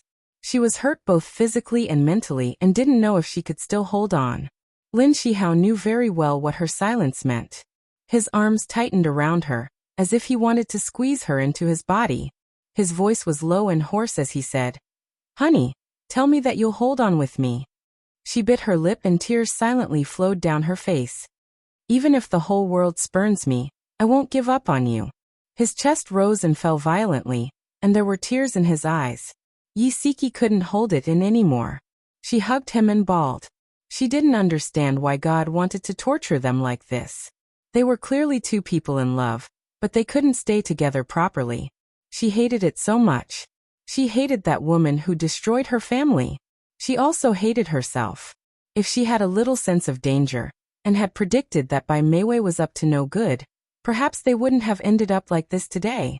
Jiang Ruolin heard about Bai Jiyao's threat from Bai Meiwei. After 2 days of careful consideration, she finally decided to sacrifice her daughter-in-law to protect her son. Her son still had a bright future. She couldn't just destroy it like this. As for Siki, although she also had feelings for her, compared with her son, it didn't seem so important. At worst, she would give her more compensation. Add Xingwu 799. Chapter 431. Moreover, Bai Meiwei was pregnant with a son, which fulfilled her dream of having a grandson. Jiang Ruolin was indeed a businesswoman. She was very calculative. However, Jiang Ruolin still had some affection for Siki. She couldn't harden her heart and force her to divorce her son. Instead, she persuaded her nicely that if she really loved Shihao, she should think about his future and his reputation. She couldn't ruin his life. Siki knew what her mother-in-law was thinking. She pretended not to understand and kept silent. She had promised Lin Shihao that she would face it with him and persist until the end. Jiang Ruolin couldn't persuade her the first time, so she tried a second time and a third time. "Siki, you might not know, but Shihao has been having a hard time in the hospital. Bai Jiyao is already pressuring him. If you don't divorce within a month, he will file a lawsuit with the court." Seeing that Meiwei's belly is getting bigger and bigger, there are already rumors in the hospital. Shihao might not be able to keep his position as the head of the obstetrics and gynecology department. Every time, Jiang Ruolin would bring new news. This news was all about how Lin Shihao was forced and tortured. Every time, Siki pretended not to care. In fact, she was so upset that she wanted to cry. Lin Shihao had always kept these things from her and never told her. It was hard for her to imagine how a proud man like him could be mocked by others and deliberately made difficult for by his superiors, but he could only endure it. In front of her, he had to act as if nothing had happened. How much pain must his heart be in? The 1-month deadline was getting closer and closer. Yi Siki watched him leave early and return late every day. He was so busy that even if he hid it well, she could see a trace of fatigue and worry between his brows. Sometimes, he would come home in the wee hours of the morning with a faint smell of tobacco on his body. He thought she was asleep, but in fact she had her back to him. She clenched her teeth and cried silently. In fact, not only were the Lin family suffering, but Bai Jiao also didn't feel good. Bai Jiao was a good doctor with noble medical ethics. He treated patients and saved people all his life. He didn't expect that when he was old, he would do such a disgraceful thing to force others. However, he only had one daughter. He couldn't watch her destroy herself. He had talked to his daughter before and knew that she had always liked Lin Shihao. He was a good man, but he was also a father. He wanted his daughter to be happy. In the last few days before the deadline, Bai Jiao made a private appointment with Yi Siki. He said, "Mrs. Lin, the child in Mei Wei's stomach is already more than 5 months old. I can't let her be ridiculed without any status. I hope you can divorce Lin Shihao as soon as possible." Yi Siki looked calmly at the kind-looking old man in front of her and said calmly, "Director Bai, I can't decide on a divorce alone." Bai Jiao sighed. "I won't hide it from you. Actually, I don't want to take Lin Shihao to court. That will only make both our families look bad. However, if he is determined to not give Mei Wei an explanation, I will continue to make a fuss even if I have to sacrifice my old face. Mrs. Lin, the only person who can turn this situation around is you. If you initiate a divorce, there is still a chance for things to turn around. You don't want to see your husband's reputation ruin, do you?" Everyone was forcing her, as if Lin Shihao's reputation was ruined because of her. But the funny thing was that even she was forcing herself. Because just as they said, she didn't want to see his reputation ruined. Xia Dong returned from Rome. She had recovered from her serious illness, had a new daughter, and had reconciled with Bailey Han. Yi Siki was very happy for her, and the two of them agreed to go to the hot spring to catch up. While they were soaking in the hot spring, Xia Dong asked Yi Siki if she had been doing well for the past 6 months. "We might have to get a divorce." Yi Siki closed her eyes and said calmly. Only she knew the storm in her heart. Xia Dong approached her and asked, "Yezi, do you still love him?" She sniffled and almost cried. She said softly, "So what if I love him? Love can't withstand so much hurt. Xia, you don't know how tired I am. I'm really tired." She had been forced to a dead end by them and didn't want to persist any longer. At least this way, she could protect Lin Shihao. After leaving the hot spring resort, Xia Dong asked the driver, Old Chun, to send Yi Siki home first. After the two of them hugged and said goodbye, Yi Siki held the gift Xia Dong had brought back from abroad and stood at the intersection. She smiled and waved as she watched the car drive away. The closer she got to home, the fainter the joy of reuniting with her good friend after a long separation faded until it completely disappeared. Her empty heart was filled with sadness. Today was Saturday. Lin Shihao had been called to the hospital to work overtime. To him there were no days off now. Nyo was doing her homework in her room. When she heard the door open, the little girl immediately turned around and smiled in surprise. "Mommy, you're back. Did Auntie Xia buy me a gift?" Yi Siki smiled. "I didn't expect our Nyo to have the ability to predict the future. Here, this is from your Auntie Xia." She placed several beautifully wrapped boxes in her arms on her daughter's bed. Nyo cheered happily. She put down her pen, ran to the bedside, and happily opened the gift boxes. The first box contained a beautiful white princess dress, and the second box contained a Barbie doll. "Wow, it's so beautiful. I love it." Nyo jumped up and down happily. Yi Siki looked at her innocent and cute daughter, and felt a wave of sadness in her heart. Although she had already decided to divorce, she couldn't bring herself to say it to her daughter. The doorbell rang. Yi Siki quickly wiped the tears from the corners of her eyes and smiled. Nyo, we have guests. Mommy will open the door." You stay in the room and call Auntie Xia to thank her for the gift. Okay. Yi Siki opened the door to see Jiang Rulin standing at the door with an unfriendly expression. She smiled. Mom, you're here. Jiang Rulin changed her shoes and walked straight to the living room without looking at her. She grumbled unhappily. The deadline is almost up. Are you determined to send Shihao to jail? Yi Siki clenched her fists. Mom, let's talk in the bedroom. She was worried that her daughter would come out of the room and overhear their conversation. Jiang Rulin glanced at Nyo-Nyo's room. She didn't say anything and followed her into the master bedroom. Yi Siki poured her a cup of tea and sat in the chair opposite her. She bit her lip and said unhurriedly, Mom, I agree to divorce Shihao, but I have a condition. When Jiang Rulin heard this, her expression softened and her tone became much gentler. Tell me. I can give you the car and the house. Yi Siki shook her head. I don't want any of these things. I just want Nyo-Nyo's custody. Jiang Rulin's expression changed slightly. You're a woman. What ability do you have to support Nyo-Nyo? Nyo-Nyo can live a better life with her father. As long as you give up Nyo-Nyo's custody, I'll satisfy you no matter how much compensation you want. Yi Siki looked into her eyes and said calmly, No amount of money can bring back my daughter. I don't want anything. I just want my daughter. Jiang Rulin frowned. Since you don't want anything, how are you going to support Nyo-Nyo? Yi Siki's lips curled. With my current monthly salary, it won't be difficult to support Nyo-Nyo and me. Jiang Rulin counted with her fingers and said, Don't think of things as so simple. Housing, travel, daily necessities, and the child's education and clothes. Which of these doesn't need money? Nyo-Nyo is my biological granddaughter. I'll provide her with better education and living conditions. You can't provide her with these things. Siki, even if it's for Nyo-Nyo's sake, you should let her live with her father. Mom, you don't have to persuade me anymore. I've already made up my mind. If you don't agree to my request, then I can't divorce Shihao. Yi Siki smiled faintly. Mom, don't be too greedy. You can only choose between your son and your granddaughter. She had already done a lot of multiple choice questions. It was time for them to do the multiple choice questions.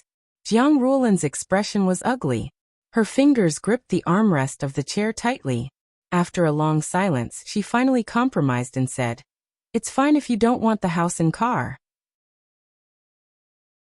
I'll give you 200,000. This money is for Nyo-Nyo's custody. If you need money, you can look for me anytime. Perhaps this was the only way to ease her conscience. Yi Siki said, Okay. She wouldn't take the initiative to fight for these things, but if they were willing to give it to her, she wouldn't refuse because she and the child had to live. Then when are you going to get a divorce? There were only 2 days left until the deadline set by Bai Jiao. I'll prepare the divorce agreement today. The Civil Affairs Bureau isn't open on the weekend. We'll go get the divorce certificate next Monday. Jiang Rulin sighed. Siki, to be honest, I remember all the good you've done for me and Shihao all these years. It's indeed my fault for finding trouble with you sometimes. I'm a narrow-minded person with an impatient temper. Please don't take it to heart if I've said anything that hurt you to heart. If I wasn't forced, I wouldn't want to be some evil mother-in-law and drive a wedge between you two. Yi Siki smiled faintly. Mom, I know. Don't worry, I won't blame you. I can only blame myself for not being fated to be with Shihao. Jiang Rulin held her hand and tightened it. Her eyes reddened slightly. Siki, Mom has let you down. Yi Siki smiled. It's okay, Mom. I won't be able to visit you often in the future. Take care of yourself. As she wished, her daughter-in-law agreed to the divorce. Jiang Rulin didn't feel happy. Instead, she felt a little sad. To be honest, Siki was a good daughter-in-law, but it was a pity that they weren't fated to be together. When Jiang Rulin left, her eyes were red, but Yi Siki didn't shed a single tear. Since they were going to break up, they should do it cleanly. She prepared the divorce agreement and signed her name on it. She planned to tell Lin Shihao about the divorce tomorrow. Come and see. Songshu 566. Chapter 432. Lin Shihao worked until late into the night before returning home. He opened the door and found Yi Siki sitting on the sofa waiting for him. He quickly changed his shoes and walked over to her. His voice was slightly hoarse as he said, "Honey, didn't I tell you not to wait for me? Are you tired?" Yisiki pursed her lips and smiled. She moved closer to him and wrapped her arms around his waist, hugging him tightly. His body still carried the chill of the night. His handsome brows relaxed and a gentle smile appeared in his deep eyes. He kissed her hair gently. She leaned on his chest and listened to his deep and powerful heartbeat. Her heart ached, but she had a faint smile on her face. "Hubby, are you hungry? I made supper for you." He placed his broad palm on her waist and laughed deeply. "I wasn't hungry at first, but now that you mention it, I'm suddenly a little hungry." She looked up and kissed his thin chin. "Take a shower first. I'll heat up the supper." "Okay." He ruffled her hair and smiled affectionately. By the time Yisiki brought out the supper, he had already taken a shower and changed into white home clothes. The gentle light made him look even more handsome, gentle and elegant. His chiseled face was even thinner, and there was a faint smile on his thin lips. He quietly watched her walk towards him from afar. She had made him oatmeal, which had the effect of dispelling his restlessness and promoting sleep. The porridge was very fragrant and soft. After drinking half a bowl of porridge, his entire stomach felt warm, and even his tired body seemed to relax a lot. She quietly nestled in his arms and listened to the ticking sound of the clock on the wall. Her heart was filled with desolation. If only time could stop at this moment forever, how good would that be? She hugged his waist with both hands and slowly closed her eyes. She used her heart to feel the warmth of his body and listen to his heartbeat. She greedily breathed in the unique faint fragrance on his body. She wanted to engrave all of this in her mind because after tomorrow, he would no longer belong to her. Lin Shihao thought she had fallen asleep and smiled gently. He then carried her up and placed her on the bed. The moment he touched the bed, Yisiki uneasily opened her eyes and hugged him even tighter in a panic. "Don't be afraid. I'm here." Seeing her uneasy gaze, Lin Shihao's heart ached. He took the opportunity to lie beside her and pull her into his arms. Yisiki couldn't sleep the whole night. She heard his steady breathing and knew that he had fallen asleep. She reached out her hand and stroked his well-defined cheek. It didn't matter that she couldn't see his face clearly in the dark night. She had already used her fingers to engrave him in her heart. The next morning, when Lin Shihao woke up, Yisiki had already prepared breakfast. When he came out of the bedroom, she was wearing an apron and was busy in the kitchen. She turned her head and smiled brightly at him. "Hubby, you can have breakfast after washing up." He smiled and felt a little distressed. "Why don't you sleep a little longer? I want to watch you go to work." She washed her hands and brought the breakfast to the table. She urged him, "Hurry up and wash up. The breakfast will be cold later." Lin Shihao was about to go to work. Yisiki wrapped a scarf around him and kissed him on the lips. Then she hugged him. "Hubby, go to work. I'll miss you." "Honey, I'll miss you too." Lin Shihao kissed her forehead and reluctantly let go of her. If he knew that this was their farewell kiss, he definitely wouldn't have left.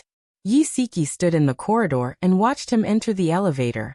The elevator door slowly closed, and his handsome figure disappeared. She silently turned around and locked the door, crying silently.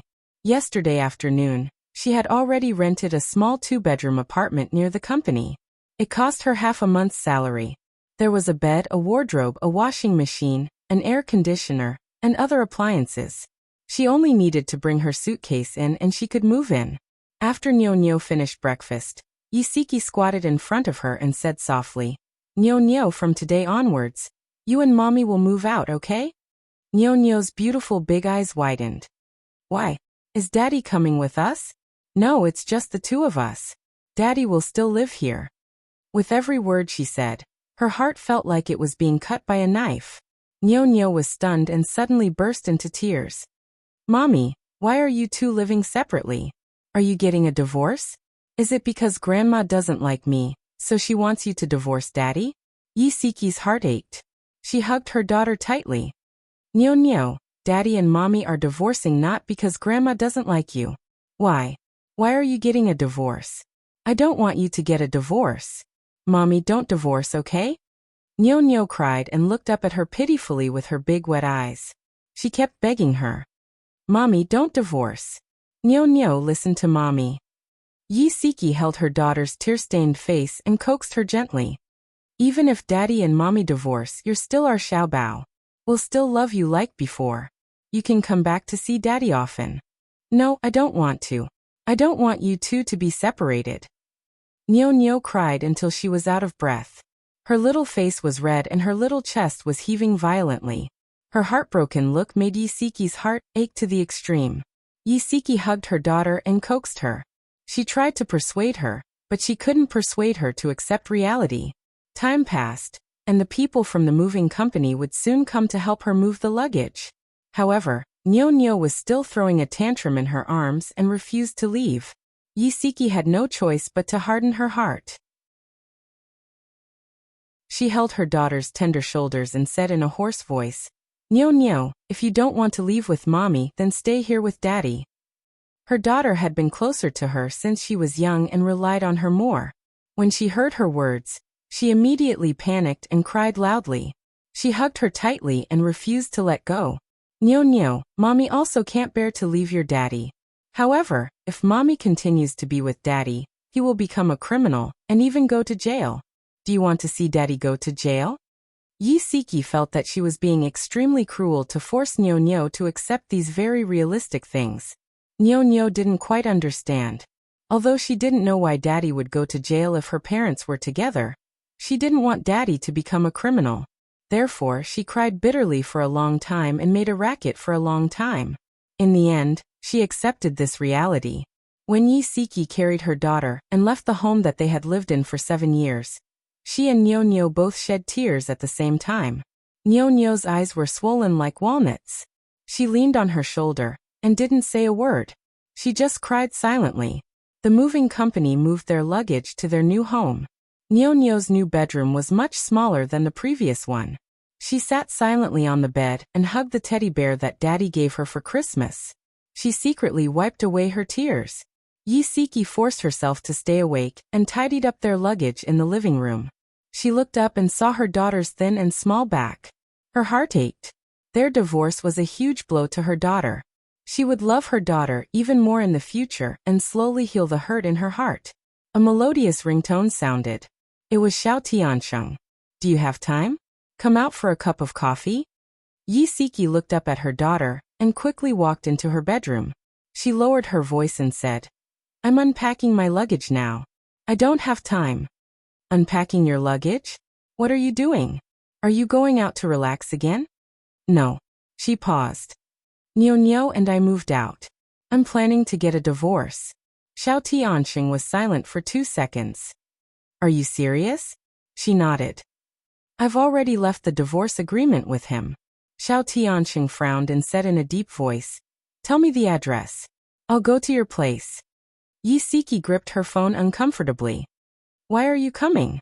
My place is a mess. I haven't tidied it up yet. Xiao Tianxing sounded impatient. Don't think too much. I'm worried about Nyo Nyo. Tell me the address. The corners of Yi Siki's mouth twitched helplessly. In the end, she told him her address. She had just tidied up her and Nyo Nyo's clothes, took a mop, and was about to clean when the doorbell rang. Xiao Tiancheng was wearing a black coat, standing tall and handsome at the door. After he entered the door, he walked around as if he had returned to his own home. Finally, he smacked his lips. It's passable. It's just a little small. How big is the place for just the two of us to live in? Yi Siki was a little speechless. Okay, you do what you need to do. I'll go see Nyo Nyo. Xiao Tiancheng waved his hand and left her behind. He went straight to Nyo Nyo's room. Nyo Nyo had heard someone coming, but she was still immersed in her sadness and didn't want to talk to anyone. She sat on the bed in a daze, holding a big furry bear in her arms. Xiao Tianxing stood at the door and felt his heart ache when he saw her lonely little figure. After 2 seconds of silence, his lips curled up into a bright smile. He said in a light tone, Little Nyo Nyo, Uncle Xiao is here. Long time no see. Did you miss me? He squatted in front of Nyo Nyo and realized that her eyes were swollen like peaches. There were still traces of tears on her fair little face. Her chest was rising and falling slightly as she suppressed her sobs. Her little nose was red from rubbing, like a cute chili. His heart ached as if it was being pricked by needles. He rubbed her soft hair lovingly and said softly, "Nyo Nyo, Uncle Xiao will take you out to play, okay?" Nyo Nyo didn't say anything. Her long eyelashes fluttered slightly and bean-sized tears rolled down again. "Nyo Nyo, be good. Don't cry." Uncle Xiao, who had always been sharp-tongued, felt that he was at a loss for words for the first time. He didn't know how to make the little girl happy, so he could only hug her and gently pat her back. He said over and over again, "Be good. Don't cry." Xiao Tianxing didn't know if it was because his embrace was too similar to Lin Shihao's embrace, or because she was tired from crying. After maintaining this position for half an hour, he suddenly realized that she had fallen asleep. Her little head was tightly pressed against his chest. A pair of tender little hands were firmly grabbing his clothes. This was a sign of insecurity. Ad Hongcha 866. Chapter 433. After Yi Siki finished cleaning, she walked to Nyo Nyo's room and found Xiao Tianxing sitting stiffly on the bed with a sleeping Nyo Nyo in his arms. She lowered her voice and said, "Put the child down. Aren't you tired carrying her like this?" Xiao Tianxing also lowered his voice. "I'm not tired. I'm afraid that I'll wake her up if I move." Yi Siki then noticed that Nyo Nyo was clutching his clothes with both hands. She roughly estimated that he had been in this position for at least an hour. How could he not be tired? She thought for a moment and said softly, "You should put her on the bed. Nyo Nyo is sleeping soundly. She won't wake up." Shoo! Xiao Tianxing was afraid that she would wake Nyo Nyo up, so he gave her a look and said softly, "I'm hungry. Go and cook." Yi Siki was a little touched when she saw that he was persevering so hard and refusing to give up. She shook her head and didn't try to persuade him anymore. She walked into the kitchen and prepared to cook. Suddenly, she realized that they had just moved in and didn't even have kitchen utensils. Xiao Tianxing noticed that Yi Siki had returned to Nyo Nyo's room. He lifted his chin and asked her with his eyes, "What's the matter?" She shrugged helplessly and said softly, "We don't have kitchen utensils. Let's order takeout for lunch today." He raised his eyebrows and didn't object. Yi Siki found a restaurant with good reviews online and called to order takeout. Then she continued to tidy up the room. Nyo Nyo slept until the takeout arrived. She rubbed against Xiao Tianxing's arms in a daze and called out, "Daddy," softly. Xiao Tianxing's heart trembled. A thought popped up in his mind. It would be great if such an adorable child was his daughter. Nyo Nyo didn't hear a response. She rubbed her sleepy eyes and looked up to see Xiao Tianxing. She blinked her slightly red and swollen eyes. "Uncle Xiao." "It's me, Nyo Nyo. Did you sleep enough?" Xiao Tianxing smiled and rubbed her hair. She nodded in a daze. "Then let's go eat now. Your mommy has ordered a lot of your favorite dishes." Xiao Tianxing stood up with her in his arms and walked to the living room. At the dinner table, Xiao Tianxing told a lot of jokes to make Nyo Nyo happy. Nyo Nyo finally smiled. Yi Siki looked at him gratefully. He raised his eyebrows proudly and looked very arrogant. Yi Siki was also amused by his childish expression. After eating and resting for a while, Yi Siki planned to go shopping at the supermarket. She had already made a long list, and Xiao Tianxing insisted on going with them. There were many people in the supermarket. Most of them were there to buy New Year goods. Xiao Tianxing pushed the shopping cart while Yi Siki held Nyo Nyo's hand. At first glance, they looked like a family of three. Yi Siki stood in front of the shelves with Nyo Nyo. When choosing goods, she always smiled and asked for Nyo Nyo's opinion. She deliberately teased her to interact with her, so that she could pull her out of her sad mood. "Nyo Nyo, look at this pillow. Isn't it cute?"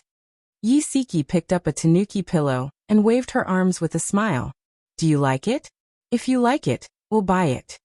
Nyo Nyo puffed up her cheeks and blinked her big eyes. She pointed at the pillow on the shelf with her pink finger. "I like the Easy Bear pillow." "Okay, then we'll buy the Easy Bear." Yi Siki put down the tanuki and picked up the Easy Bear pillow. She handed it to her daughter and smiled. "Nyo Nyo, help mommy carry it, okay?" Nyo Nyo nodded and obediently followed her mother with the Easy Bear pillow. Her attention was gradually attracted by the dazzling array of goods. In addition, Xiao Tianxing deliberately made her happy, so she temporarily forgot about her sadness. Pots, pans, and daily necessities.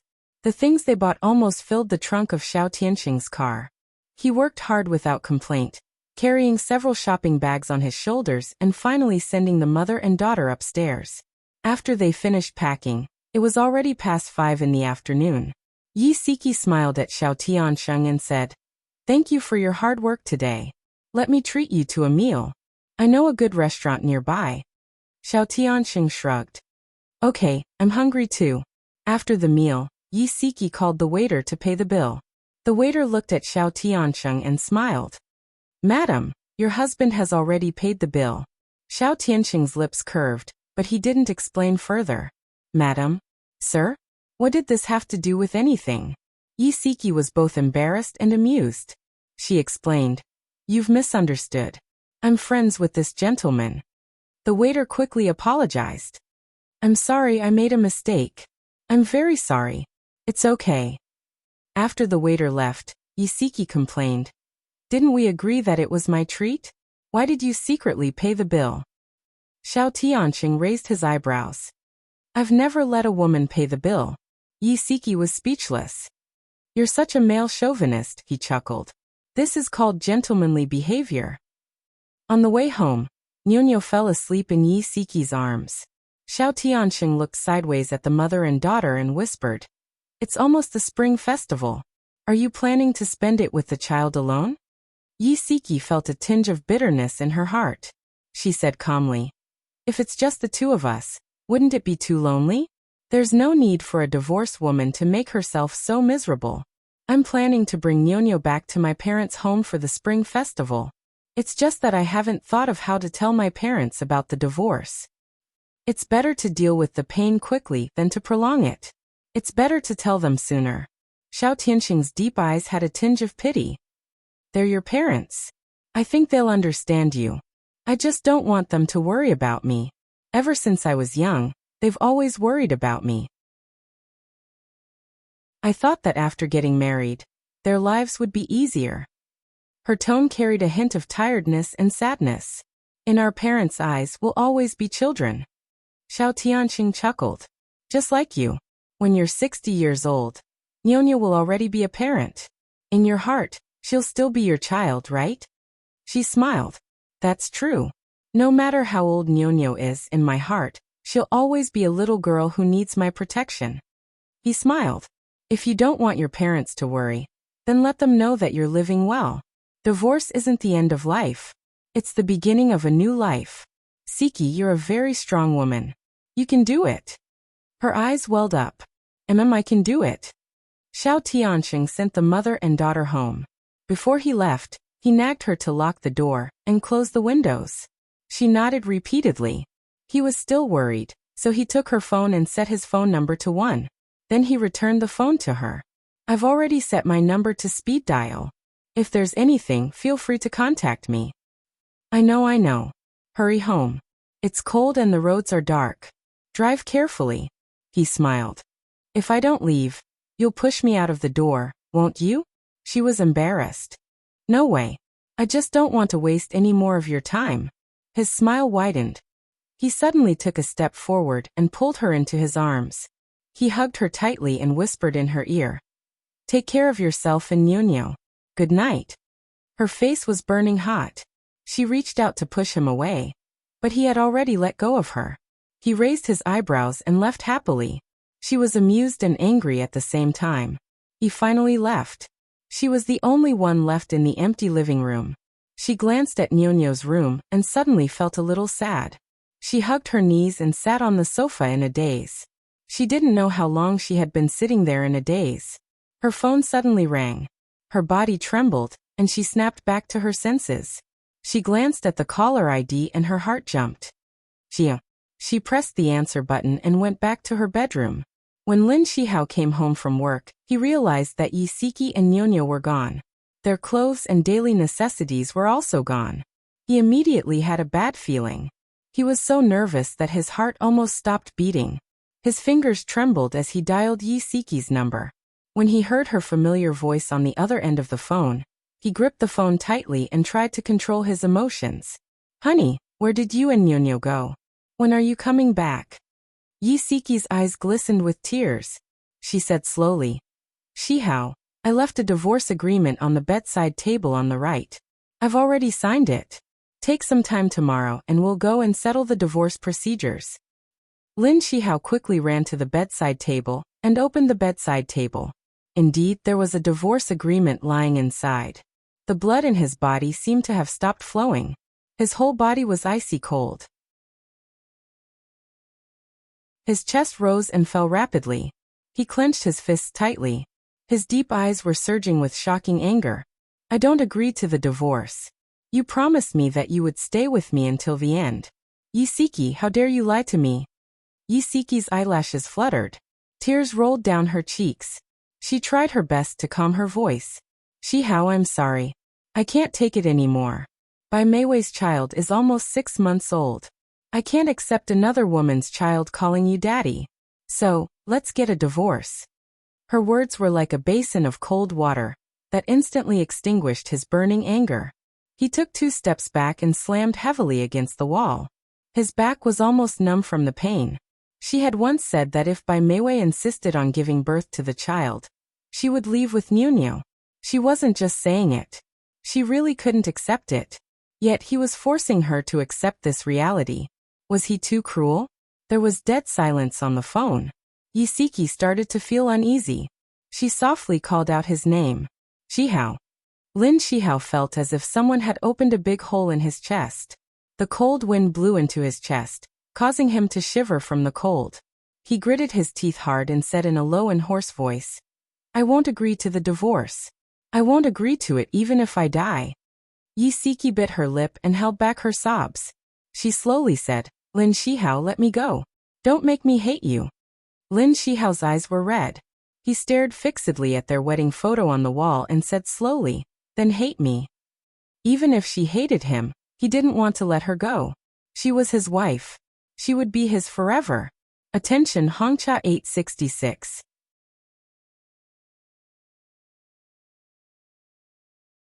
Chapter 434. Yisiki's face was covered in tears. Her voice trembled as she said, Why are you doing this? Don't you know that I don't love you anymore? I'll wait for you at the Civil Affairs Bureau at 9 tomorrow morning. After saying this, she immediately hung up the phone and started to cry bitterly. She didn't dare to cry too loudly for fear of waking her daughter up. She covered her mouth with both hands and her chest tightened as if it was about to explode. She felt so uncomfortable that she couldn't even breathe properly. Lin Shihao still had a lot to say to her, but before he could ask her where she and Nyonyo were staying, she hung up the phone. He quickly dialed her number again, but her phone was turned off. Lin Shihao's emotions were extremely complicated. Anger and heartache intertwined together and made him feel suffocated. He was like a violent lion as he punched the wall with all his might. The veins on the back of his hand were throbbing and his knuckles were turning white. His tall and straight body was trembling from his anger. The sudden burst of coldness in his eyes made one shudder in fear. Yisiki specially took a day off to prepare for the divorce. She sat in the lobby of the Civil Affairs Bureau and waited for more than an hour, but Lin Shihao didn't show up. She took out her phone and dialed his number. After 3 or 4 rings, the call went through. She said softly, Shihao, I'm waiting for you at the Civil Affairs Bureau. Come over quickly. She didn't know that Lin Shihao was standing outside the Civil Affairs Bureau and looking at her through the glass door. His thin lips were pursed and his expression was cold. His voice was cold as he said, I said before that I won't agree to the divorce. You don't have to wait for me anymore.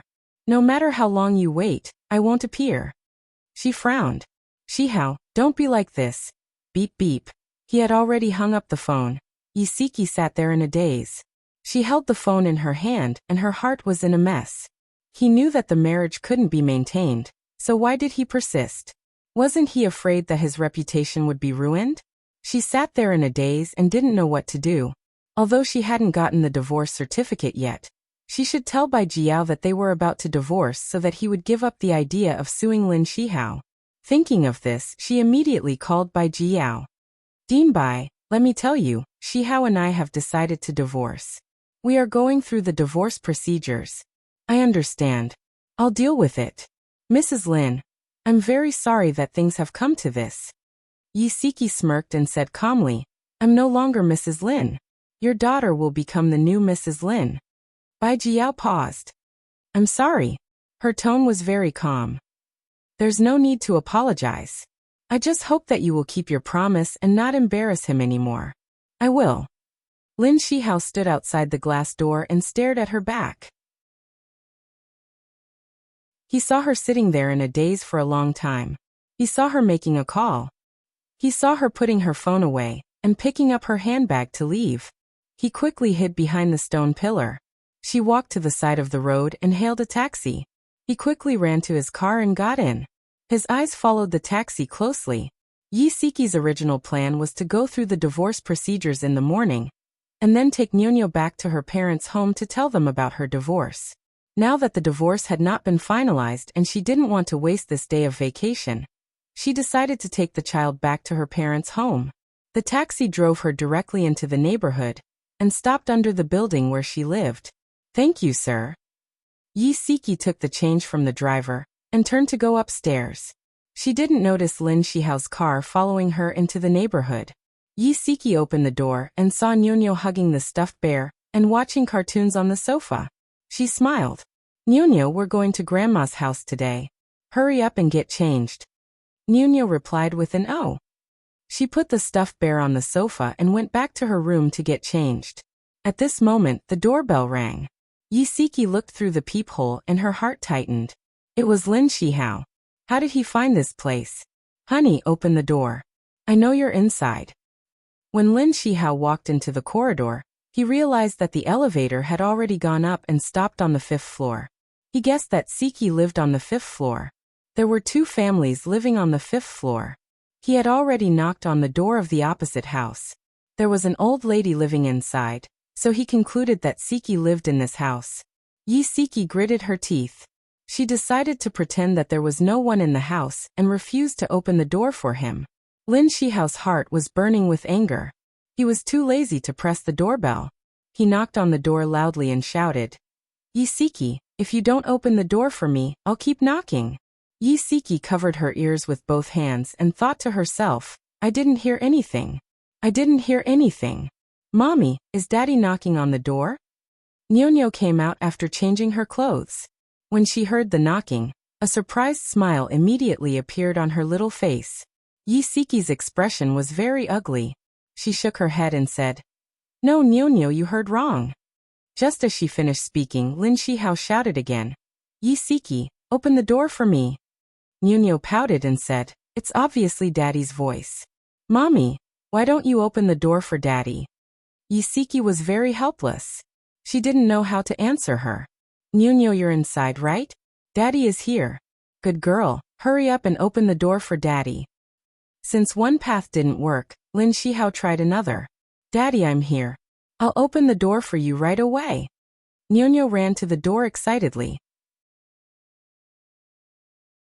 Yisiki hugged her waist and lifted her off the ground, preventing her from opening the door. Nyonyo struggled to move her little body, trying to struggle out of her embrace. However, her arms were wrapped tightly around her. Nyonyo was anxious and sad. She burst into tears and said, Mommy, what are you doing? Why won't you open the door for Daddy? I miss Daddy so much. Mommy is bad. Mommy is a bad person. Nyonyo's tears kept falling.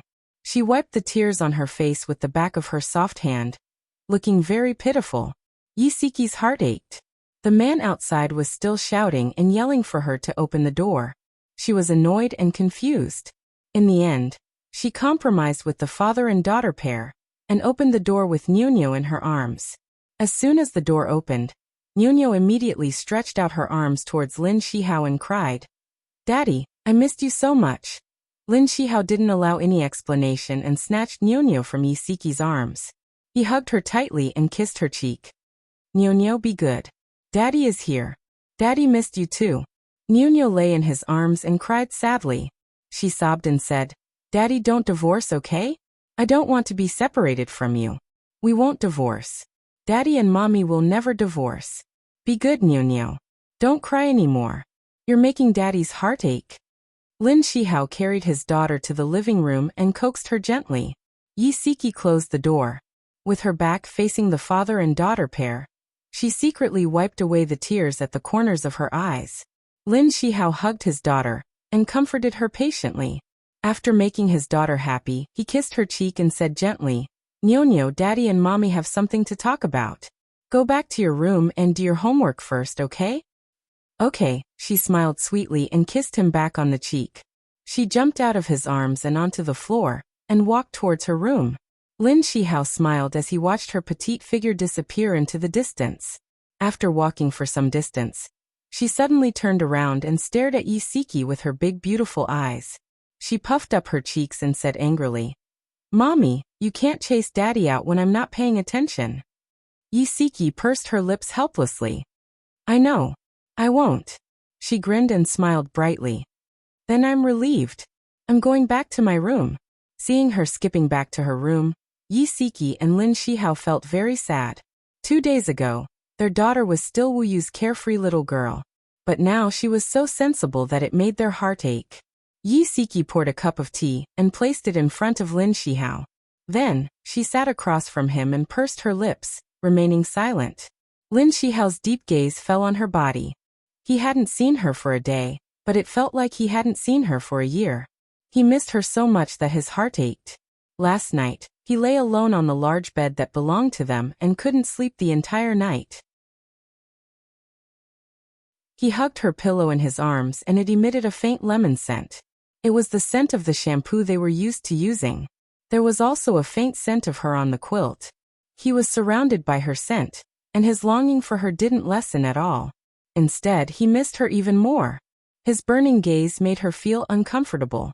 She lowered her eyes and stroked the short hair by her ear, trying to say something to break the heavy atmosphere. How did you know I live here? She tucked her hair behind her ear, revealing her pink and small ears and half of her fair neck. His deep gaze followed her movements and became increasingly passionate. He clenched his fingers slightly and said in a deep voice, I've been outside the Civil Affairs Bureau the entire time. I followed your taxi and found this place. Yi Siki widened her eyes in surprise and looked up at him. Since you're at the Civil Affairs Bureau, why didn't you come out to see me? Because I don't want to divorce you. Don't mention divorce again in the future. Lin Shihao's obsidian-like eyes surged with pain. His voice was low and slow with a hint of pleading. Wifey, I know I've broken your heart. I also know you can't accept that child, but I love you. I really can't leave you. Let's start over, okay? We're already done. There's no way to start over. Yi Siki gritted her teeth and forced herself to say something ruthless. Lin Shihao suddenly stood up. She was shocked and didn't know what he wanted to do. In the next second, he was already sitting beside her and hugging her tightly in his arms. His voice was low. Wifey, let's leave a city and go somewhere else. We can definitely start over. She bitterly tugged at the corner of her lips. Can we leave? Our parents are all here, and your career is also here. He hugged her even tighter. My career is far less important to me than you and Nyonyo. As for our parents, as long as we have the heart, we can take care of them no matter how far they are. Let's go to Sea City. That's where we went to university. Don't you like that city a lot? He described the future so beautifully that she was almost moved. Beauty novel Hongcha 866.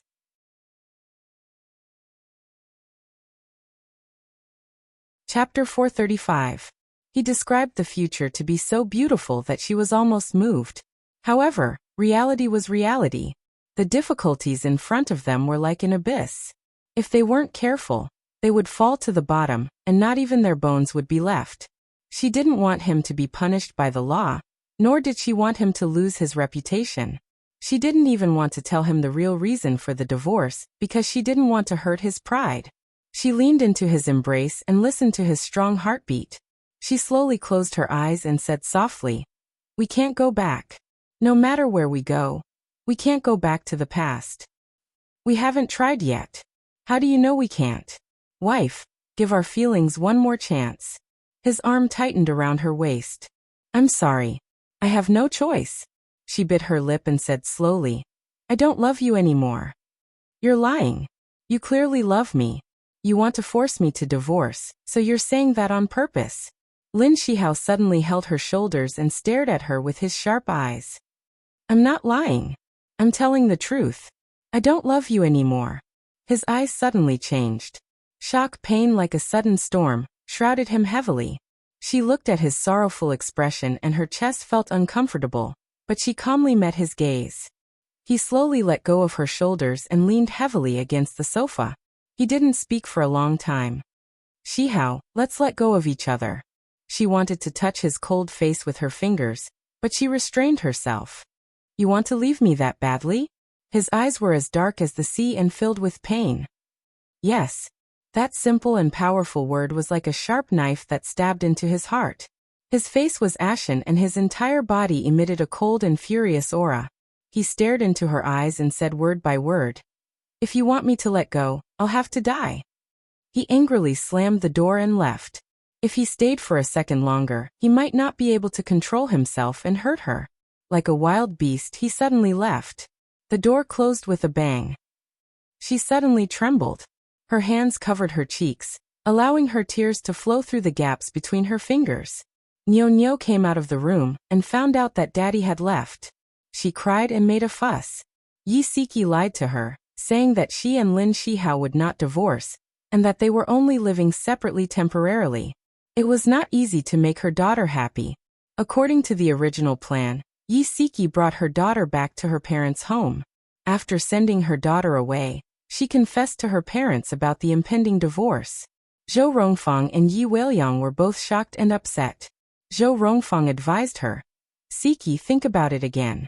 Even if it's for Nyo, you can't make such a hasty decision. Mom, I have no other choice.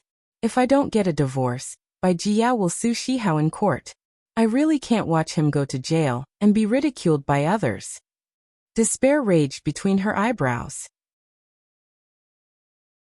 Zhou Rongfang opened her mouth and wanted to say something, but in the end, she didn't say anything. Yi Weiliang was silent for a moment and said in a low voice, Have you asked for Shihao's opinion? He might not mind going to jail. It's precisely because he doesn't mind that I can't push him into the fire pit. Bai Jiao knew that we were preparing for a divorce, so he agreed to let Shihao go. I don't want to waste all my previous efforts. Zhou Rongfang wiped her tears. Yi Weiliang smoked nonstop. Ever since Nyo was born, he had quit smoking, saying that he didn't want his granddaughter to inhale his second-hand smoke. Now, because of his daughter's divorce, he felt terrible and took out the cigarettes that were meant for guests to smoke. Yi Siki didn't want them to be sad. Instead, she smiled and comforted them.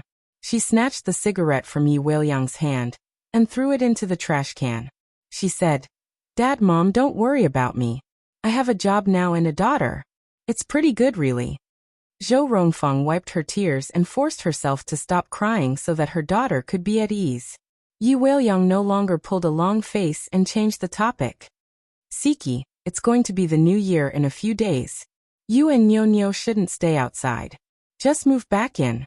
Yi Siki smiled. I think so too. We'll stay here tonight. Dad, Mom, I hope you don't mind us. Zhou Rongfang smiled reproachfully. You silly child. What are you saying? This is your home. You can stay here as long as you want. I can't wait for you and Nyo to stay with us every day. Mom, you're so nice. Yi Siki hugged her arm and leaned on her shoulder. You're already a mother. Why are you still acting like a child? Although it was a reproach, there was no reproach in her tone, only affection. This was what parents were like. When their child was sad, they wished that they could bear the pain for their child. Yi Siki stayed at home for dinner. In the afternoon, she went back to her rented apartment to pack her luggage and move back to her parents' house. Lin Shihao didn't know that she was moving. After work that night, he didn't go home. Instead, he drove directly to Siki's rented apartment. He knocked on the door for a long time, but no one answered. He thought that Siki was playing the same trick again and pretended not to be home. He stood outside the door for more than an hour. The old lady of the house opposite suddenly opened the door and said, Young man, don't wait here anymore. My daughter-in-law said that when she went out to sell vegetables this afternoon, She saw your wife carrying her luggage out. Siki went out? Where did she go? Was she avoiding him on purpose? Lin Shihao's heart ached. Did she really not care about him anymore? In the next few days, Siki was very busy. However, every time she had a break, she would take time to contact Lin Shihao to persuade him to settle the divorce procedures. In the end, every time she called him, she would hear a notification saying that his phone was switched off. She felt very helpless. Fortunately, Bai Jiao didn't rush her. She had her own selfish motives and wanted to wait until after the Spring Festival to get a divorce. Even if they couldn't have a reunion dinner together, at least they would still be husband and wife. On the eve of the Spring Festival, Niu woke up early in the morning and ran to the balcony to wait. Zhou Rongfang hurriedly called out to her, Niu, it's cold outside. Come in quickly. Don't catch a cold. I'm not cold, Grandma. I want to wait here for my daddy. Niu stood on a stool and leaned against the balcony. Zhou Rongfang trembled with fear as she watched. Io, my little princess, come down quickly. Look at how dangerous it is here. Zhou Rongfang carried her up and walked into the house. Grandma, I want to wait for my daddy. Niu kicked her short legs and muttered unhappily. Let's sit at home and wait warmly. Don't be naughty. Be careful that your mommy gets angry. Zhou Rongfang brought up Siki and Niu immediately became obedient. Yi Weiliang held Niu by his side. The grandfather and granddaughter pair sat on the sofa and watched TV. Zhou Rongfang went into the kitchen to help her daughter cook. She lowered her voice and said, Niu was making a fuss about waiting for her dad outside the balcony just now. Will her dad come today? Siki paused in her actions of washing the vegetables and smiled. I don't think so. I haven't been able to contact him these past few days. By the way, Mom, big brother and sister-in-law should be here soon. You should wait in the living room. Leave this to me. They'll be here in a while. I'll do it with you. How can you handle it alone? Zhou Rongfang rolled up her sleeves and put on an apron. The mother and daughter chatted and laughed as they busied themselves. Siki's phone in her trouser pocket suddenly rang.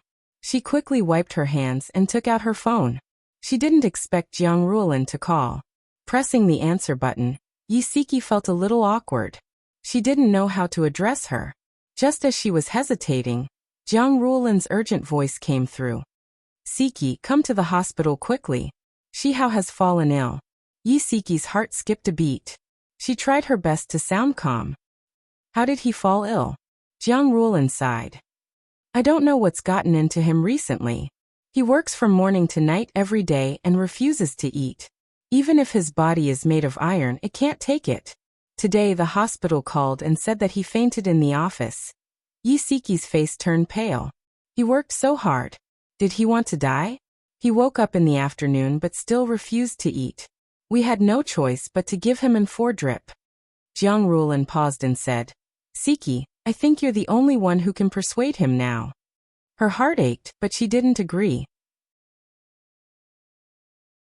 It wasn't easy for her to make up her mind to cut off their relationship as husband and wife. If she went to the hospital to see him this time, she was afraid that she would waver. Siki, I know it's very difficult for you to come over to see Shihao, but I really have no other choice. You didn't see it. Shihao is now all skin and bones. Jiang Ruolin choked with sobs. Siki imagined him lying on the hospital bed and being given an 4-drip. Her eyes stung. After hesitating for a long time, she said softly, Okay, I'll go over. After ending the call, her eyes were red. Zhou Rongfang, who was standing beside her, guessed what was going on. She sighed and said, Shihao is ill? You should go and see him. After all, you were husband and wife.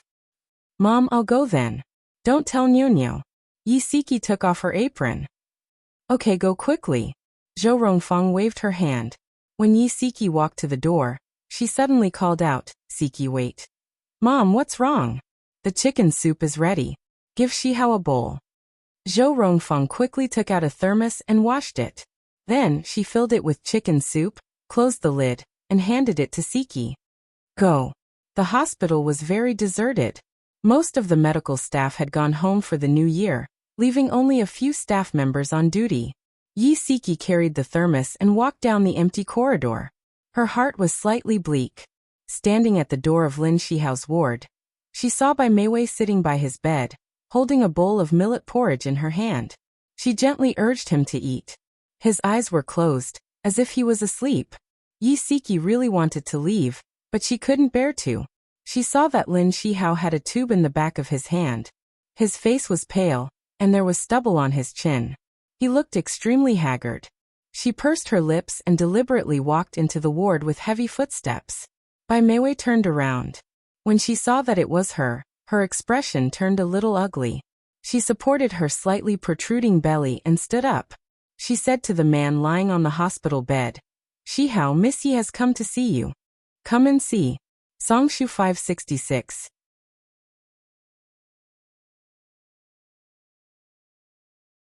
Chapter 436. Lin Shihao suddenly opened his eyes. When he saw Yi Siki, his eyes were filled with complex emotions. Shock, pain, ecstasy, and finally, all of his emotions turned into coldness. He looked at her coldly and said, "Are you here to see if I'm dead? Sorry to disappoint you." He had said before that if he wanted a divorce, he would have to die. Since he wasn't dead, he wouldn't agree to a divorce with her. Yi Siki's face turned pale. Only the heavens knew how much the cold words that came out of his mouth hurt her. Bai Meiwei was delighted. She thought that Lin Shihao was cold to Yi Siki because he hated her and wanted to cut ties with her. Her expression didn't look so bad, and her smile became more sincere. She said gently, "Shihao, don't be like this. Miss Yi came to see you out of goodwill. You're hurting her heart by saying that." Lin Shihao sneered. "Heart? Yi Siki, do you still have a heart?" His deep, dark eyes were filled with coldness. It was so cold that it made her heart tremble. She suddenly clenched her fists and walked unhurriedly to the bedside. She placed the thermos in her hand on the bedside table and said calmly, "Since you still want to live, don't torture yourself anymore." After saying this, she turned to leave. Lin Shihao's eyes flashed. He glanced at the thermos and shouted, "Stop right there." Yi Siki froze. She slowly turned around, her gaze calm. "What's the matter?" Lin Shihao didn't answer. He turned his gaze to Bai Meiwei and said coldly, "Get out. I have something to say to my wife." Bai Meiwei's face was drained of blood, and her lips trembled slightly. "Get out," he shouted sternly with a dark expression. Bai Meiwei's body trembled. She bit her lip and looked like she was about to cry. However, Lin Shihao only felt disgust for her. He didn't hide his disgust at all. He frowned and said coldly, "Don't you understand what I'm saying? I told you to get out." Yi Siki felt that she had become evil. When she saw Lin Shihao shouting at Bai Meiwei, she was very happy. She lowered her eyes and stared at her toes, pretending not to hear anything. "Shihao, what are you doing?" Jiang Ruolin's figure appeared at the door. She had just gone to the bathroom, and when she came back, she bumped into her son reprimanding Bai Meiwei. She couldn't help but speak up for Bai Meiwei. "When she heard that you were sick, Meiwei immediately rushed over from home and personally cooked porridge for you." "Mom," Lin Shihao interrupted her unhappily. "You and Bai Meiwei can go out first. I have something to talk to Siki about." Jiang Ruolin's anger was stuck in her chest, but then she remembered that her son was sick in bed, so she didn't argue with him. She smiled at Yi Siki and said, "Siki, Shihao hasn't eaten for many days. You should persuade him to eat something." Yi Siki smiled faintly and said, "Okay, I got it. Thank you for your hard work." Jiang Ruolin smiled satisfactorily and then looked at Bai Meiwei. "Meiwei, let's go out first." When Bai Meiwei left, she looked deeply at Lin Shihao. It was a pity that he was so focused on Yi Siki that he didn't notice her flirtatious gaze. The ward was very quiet. Yi Siki sat by his bed and unscrewed the lid of the thermos. She scooped the chicken soup into a bowl and brought it to his mouth. She ordered matter-of-factly, "Open your mouth." Lin Shihao stared at her calm face and gritted his teeth hatefully. "Since you don't want me anymore, why do you still care if I live or die?" She lifted her eyelids and looked at him indifferently. "You don't want me to care about you? Okay then, I'll leave now." She placed the bowl of soup on the bedside table and made a move to get up. A hand grabbed her wrist, and with a sudden tug, she was pulled into his embrace. His arm was like an iron clamp, tightly holding her against his chest. As she leaned against his chest, she realized that he had lost a lot of weight during this period. His bones hurt her face. Her eyes welled up with tears and she gritted her teeth and said, "Let go." "I won't let go. If I let go, you'll leave. I won't allow you to leave." He was like a rascal. Even his tone was very similar. "Lin Shihao, why are you so childish?" She felt helpless. She wanted to push him away forcefully, but she was afraid of hurting him. He hugged her even tighter and said in an extremely awkward tone, "I'm childish. Tell me, are you still worried about me?" She held her breath and said slowly, "Don't misunderstand. Your mother asked me to come and see you." His eyes narrowed dangerously. "So you didn't want to come at all?" She replied. He raised his voice and tried to suppress his emotions. "Since you don't care about me, why did you make chicken soup for me?" she said softly. "My mother asked me to bring it over." "Shihao, don't be so childish in the future. Don't torture yourself anymore. Even if I'm not worried, the elders will be." She lowered her head and he couldn't see the pain in her eyes. He buried his head in her neck and greedily breathed in her fragrance. His voice was hoarse and low. "Wifey, do you think I did this on purpose so that you would sympathize with me and care about me?" His hot breath sprayed on her skin. It was numb and she couldn't help but tremble. He paused for a moment before continuing, "That's not it. I worked day and night because I wanted to numb myself with work, so that I wouldn't have to think about you. I didn't eat because every time I saw the food, I would think of the food you personally cooked for me. Without you by my side, I can't sleep at night. I can't taste my food, so I decided not to sleep or eat." Yi Siki's eyes were misty with tears. She held back her tears for a long time and forced them back. She said softly, "I'm here now. Let's eat." If he didn't eat, his body wouldn't be able to take it anymore. She reached out for the bowl of soup. This time he didn't stop her. He adjusted his position slightly and hugged her waist with both hands. The two of them were sitting face to face. She handed the bowl of soup to him. "Drink it yourself. I want you to feed me." His hands were still hugging her waist, and his tone was extremely awkward. Yi Siki sighed silently. Who asked him to be sick? Let him be. She scooped a spoonful of soup and brought it to his mouth. He opened his mouth gigai, and his burning gaze landed on her. She pretended not to know anything and lowered her eyes to feed him the soup mechanically. After feeding him the soup, she fed him half a bowl of millet porridge. Then she took a tissue and wiped his mouth. "Rest for a while." She tried to pull the pillow from behind him, but he held her hand tightly and said in a low voice, "Stay with me." She pursed her lips. "Dad, Mom, and Nyonyo are all waiting for me at home. There are already many of them. I'm the only one here." His tone was so bleak. "How can you be the only one here? Your mom and Bai Meiwei are both here." He curled his lips mockingly. "With them here, I'd rather be alone." During this period of time, his mother had spared no effort in matchmaking him and Bai Meiwei. How could he not see that the reason why she had accepted Bai Meiwei was largely because of the son in her stomach? He was very disappointed. She had never seen the loneliness and sadness in his eyes before. Her heart felt very uncomfortable. She couldn't bear to leave him alone and go home for the reunion dinner. "Go to sleep." She patted the back of his hand discreetly, implying that she would stay. He broke into a bright smile. "Wifey, I knew you couldn't bear to leave me."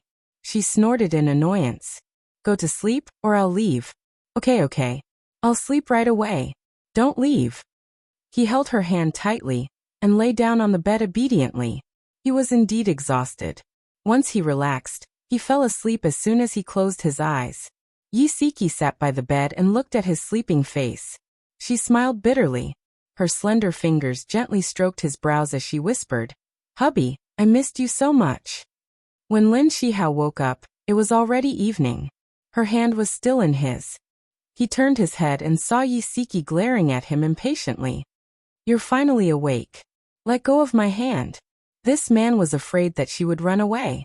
He was already fast asleep, but he still held her hand tightly. She couldn't go anywhere or do anything. She could only sit by his bed. Jiang Ruolin brought her lunch in the afternoon. She could only use one hand to barely fill her stomach. That was fine, but the most troublesome thing was that she had to hold it in. He was slightly stunned, as if he couldn't believe that she was still here. Yi-Siki's frown deepened. Her voice was urgent. Why are you in a daze? Let go of my hand. I need to go to the bathroom. Puffed. He actually laughed. The force on her wrist disappeared. Yi-Siki glared at him and ran into the bathroom at lightning speed. Although the bathroom door was closed, it didn't stop her from hearing his joyful laughter. Yi-Siki couldn't help but roll her eyes. Who caused her to be in such a sorry state? The culprit actually dared to laugh at her. How dare he? Lin Shihao had rested well and recovered some of his energy. He got out of bed, washed up, shaved and changed into a new set of clothes. The gentle and handsome man of the past was back. After he was done, he smiled gently. Honey, let's go home. Yi-Siki's anger was stuck in her throat. You haven't recovered yet. Rest for another night before you leave the hospital. His smile became even gentler. I'm fine now. Today is the reunion night. Of course, I have to spend it with my family. He lifted 2 bags with one hand. They were filled with his clothes and daily necessities. He held her hand with the other hand. Honey, let's go home. She shook her head. I can't go home with you. I want to go back to my mother's place. Okay, then let's go to your mother's place. Shihao. She wanted to say something, but he stopped her with one sentence. Honey, I miss Nyonyo. Nyonyo missed him very much too. She had been looking forward to seeing him since the morning. She didn't want to disappoint her daughter. Yi-Siki and Lin Shihao appeared at the same time. The Yi family was stunned. Yi-Siki's eldest brother, Yi Shuyao, reacted quickly. He smiled and said, Speak of the devil. I was just about to call to ask when you guys would be back. Welfare Hongcha 866.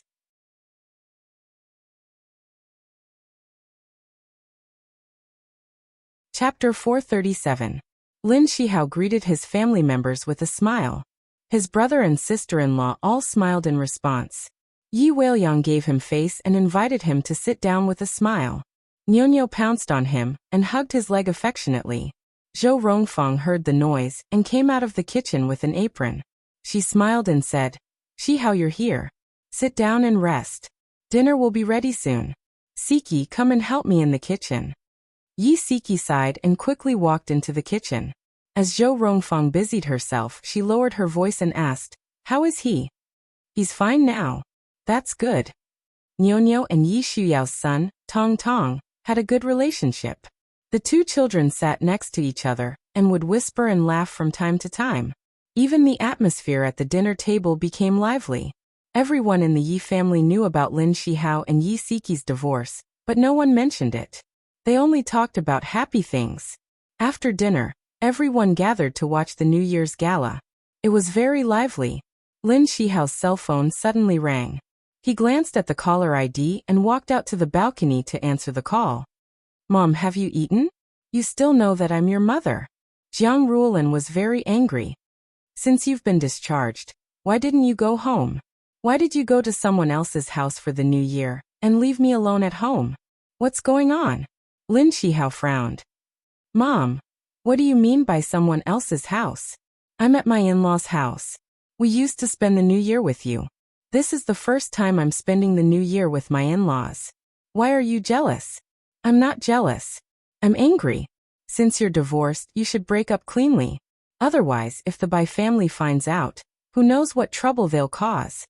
Lin Shihao frowned even more and said stiffly, Mom, I've said many times that I won't agree to the divorce. Siki and I are still husband and wife. I don't care about the Bai family or the He family. I like to spend the new year at my wife's house. No one can stop me. Jiang Ruolin was so angry that she couldn't speak for a long time. Why couldn't her son understand her painstaking efforts? Mom, that's it. I'll go back tomorrow. He paused and added, Mom, Happy New Year's Eve. He still felt guilty about leaving her alone at home. As soon as the call ended, another call came in. When Lin Shihao saw the 3 words by Mei Wei, he didn't even think about it and immediately turned off the phone. On this kind of family reunion day, he really didn't want to have anything to do with her. When he returned to the living room, Yisiki was playing with her phone. It looked like she was texting someone. He really wanted to go over and see who she was talking to, but he couldn't make it too obvious. He quietly moved his butt closer to her, then stretched his neck and secretly peeked. Xiao Tiancheng. Silly girl, I wish you and little Nyonyo a happy spring festival. Yisiki. Happy Chinese New Year to you too. Xiao Tiancheng. What are you doing? Yisiki. Watching TV. What about you? Xiao Tiancheng. You're being scolded by my old man. Poor thing. Yisiki sent a sweaty emoji. Xiao Tiancheng replied with a grinning emoji. Lin Shihao watched the conversation between her and Xiao Tiancheng. His heart felt like it was soaked in a vat of vinegar. He stiffly retracted his head and sat upright. He pretended not to have seen anything and nudged Siki's arm. Honey, Happy New Year. Yisiki looked up at him in surprise. All these years, whenever they celebrated the New Year together, he would never say Happy New Year's to her. He coughed and insisted, Honey, Happy New Year's. She replied strangely, Happy New Year's. He smiled happily. Then he looked at the phone in her hand and lectured her like a parent. Don't play with your phone. Everyone is watching TV. You have to respect everyone. Yisiki's mouth twitched. She didn't know what was wrong with him. She said, oh. Then she lowered her head and quickly replied to Xiao Tiancheng. I can't chat anymore. Someone has something to say. Xiao Tiancheng quickly replied. Your husband? When Yisiki heard the text, she was too embarrassed to reply under Lin Shihao's intense gaze. She put the phone back into her pocket. At midnight, after watching the fireworks, Nyonyo complained that she was sleepy. Yisiki took her back to her old room to rest. Lin Shihao chatted with his brother-in-law and father-in-law for a while, then he went back to his room to sleep. There weren't enough bedrooms at home, so Lin Shihao still shared a room with Yisiki. When he returned to his room, Yisiki had already fallen asleep with Nyonyo in her arms. Nyonyo slept between the two of them. Lin Shihao reached out and hugged the mother and daughter in his arms. His tense nerves completely relaxed, and he quickly fell asleep. When Yisiki woke up the next day, she found herself in Lin Shihao's arms. She was shocked. She remembered that she deliberately let Nyonyo sleep in the middle last night to separate herself from Lin Shihao. Why was she in his arms when she woke up? Where was Nyonyo? She turned her head and looked around. Even though it was a small movement, it still woke Lin Shihao up. There was a faint smile in his obsidian-like eyes. He hugged her even tighter, and his voice was hoarse in the morning. Honey, what are you looking for? She pushed his chest and tried to retreat. Where's Nyonyo? Why is she gone? He lowered his head and rubbed his chin against her soft hair. He chuckled softly. Nyonyo woke up a long time ago. She went out to play with Tong Tong. Honey, I haven't hugged you to sleep like this in a long time. They had only been apart for less than half a month, but he felt that it had been as long as a year. His hand quietly reached under her clothes and slowly moved up, caressing her smooth and tender skin inch by inch. His body was pressed tightly against hers, and the scorching heat from his body was like a soldering iron. She couldn't help but tremble slightly. Her cheeks were burning and she whispered, Shihao, don't be like this. Let go of me. Honey, I missed you. His voice was hoarse and magnetic. It was extremely sexy. His warm breath sprayed on her skin, and he gently bit her small earlobe. Her body suddenly tensed up, and she struggled with all her might. Her voice was frantic. Lin Shihao, let go of me. They had been married for so many years. How could she not know that this was a sign that he was aroused? He didn't let go, but hugged her even tighter. His head slowly lowered, and he bit her shoulder gently. He supported her back with one hand and covered her soft snowy peaks with the other, kneading gently. His heavy breathing sounded in her ears. A hard and hot thing was pressed against her abdomen. She was embarrassed and angry, and she hit his chest, almost crying. I told you to let go. You bastard. You only know how to bully me. They were about to get a divorce. How could he treat her like this? Her eyes were glistening. Lin Shihao's dark eyes suddenly narrowed, and he stopped what he was doing. He buried his head in her shoulder and breathed heavily. Don't cry. He suppressed the desire in his heart with difficulty and kissed the corner of her moist eyes gently. You bastard. She hit him on the shoulder and whimpered softly. I'm a bastard. He admitted honestly. I hate you. Yeah, you hate me. You pervert. He laughed bitterly. Wifey, do I have to admit this too? Yi Siki couldn't help but want to laugh, but she immediately put on a straight face and said fiercely, You have to admit it. Okay, I'm a pervert. He stroked her hair good-naturedly and said gently, Are you not angry anymore? She glared at him. Let go of me. I'm going to get up. Okay. Although he couldn't bear to, he still obediently let go of her. Yi Siki was afraid that he would suddenly change his mind, so she quickly got out of his arms and jumped off the bed. She said angrily, I'm going to change. Close your eyes. Don't peek. Okay, I'll close my eyes. His voice was full of laughter and indulgence, and it made her heart tremble. Yi Siki changed her clothes and turned around. She realized that a certain man really had his eyes closed. There was even a faint smile on his thin lips, and he looked extremely handsome. She said that she didn't love him anymore. It was all a lie. Just a look or a smile from him could make her depressed mood soar. Yet she had to endure it, and not let him find out. Yi Siki felt that her life was very tiring. She forced herself to look away and walked straight to the door. When Lin Shihao opened his eyes, she had just opened the door and disappeared outside. He was like a child who had succeeded in his prank, and a bright smile appeared on his lips. Yi Siki felt that it was very strange. During dinner, everyone looked at her strangely. Her sister-in-law blushed and glanced at her several times, as if she wanted to say something but was too embarrassed to say it. Her mother's expression was also very strange. Her eyes kept moving around her neck. Mommy, what's wrong with your neck? It's red. It looks like you were bitten by a mosquito. But there aren't any mosquitoes now. Nyonyo blinked her large eyes and stared innocently at her neck. Yi Siki suddenly thought of something, and her mind went blank. Neck. Red. It must have been left behind by Lin Shihao, that jerk. Her face was boiling hot. She lowered her head in embarrassment and shrunk her neck. Just as she was about to say something to save her face, Lin Shihao smiled and said, Nyonyo, your mommy wasn't bitten by a mosquito. It's just an allergic reaction and a rash. But it's okay. It'll get better soon. Oh, so that's what happened. Mommy, does it hurt? Yi Siki smiled awkwardly. It doesn't hurt. It'll go away soon. Zhou Rongfang coughed and changed the topic. She mentioned that a certain child of Siki's 7 aunts was getting married after the new year. Yi Shuyao agreed and said that the child used to snatch toys from him when they were young. The awkward atmosphere livened up again. After dinner, Yi Siki went back to her room and looked in the mirror.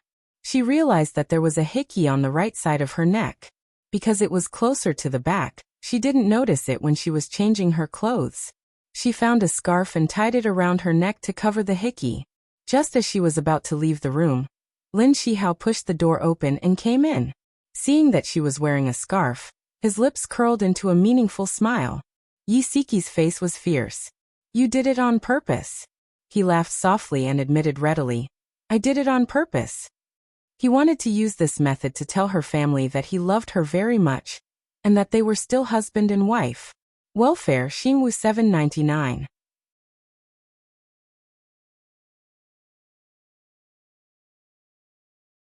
Chapter 438.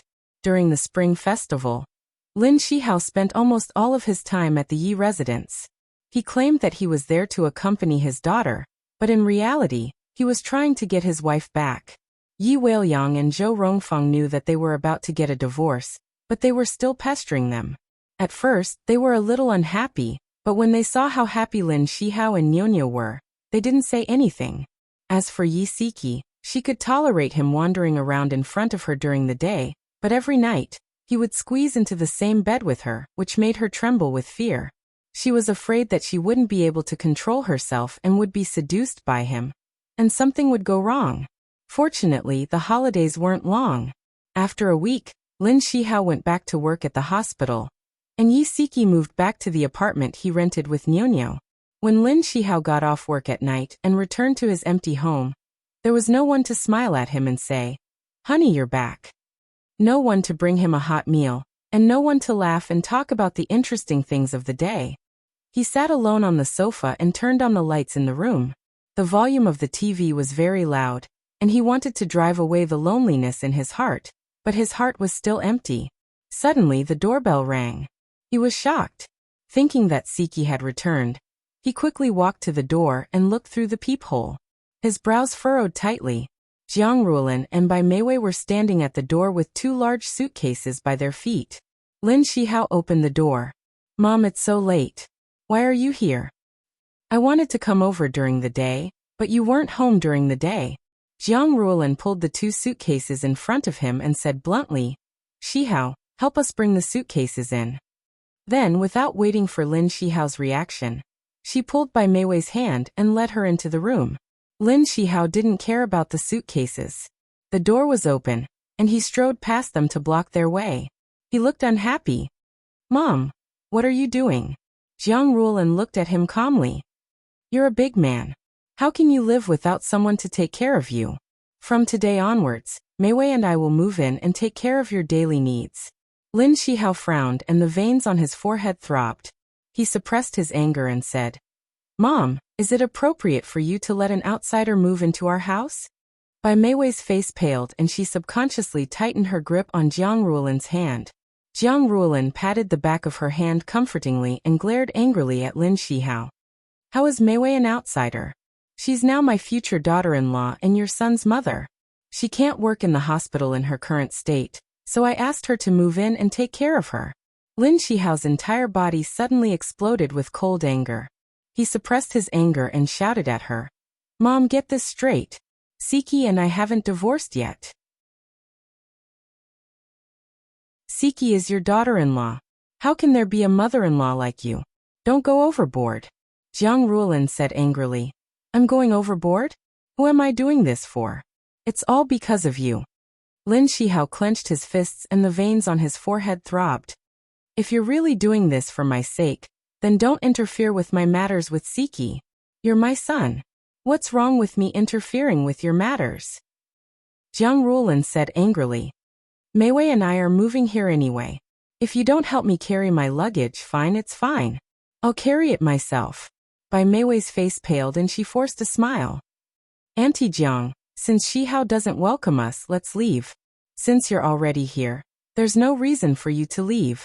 You can stay here at ease. Jiang Ruolin held her hand, and didn't even look at Lin Shihao's livid face. She rushed to the door and dragged the luggage in and slammed the door shut. They had already entered, and one of them was his mother. There was no way to chase them away, but at the very least he had to keep his bottom line. Jiang Ruolin wanted to put Bai Meiwei's luggage in his and Siki's master bedroom, but he quickly locked the door and blocked it. With a cold face he said, Move her things to the guest room. Jiang Ruolin didn't insist. She led Bai Meiwei to the guest room while she stayed in another guest room. It was a night that made people irritable. Lin Shihao changed into his home clothes. His brows were tightly knitted as he leaned against the headboard and read a book. He couldn't take in a single word of the book. His ears were filled with the laughter and chatter of the 2 women outside. One was his mother, and the other was the woman who caused his family to break apart. They sat in the living room and chatted while watching a melodramatic TV series about wealthy families. He couldn't calm down at all.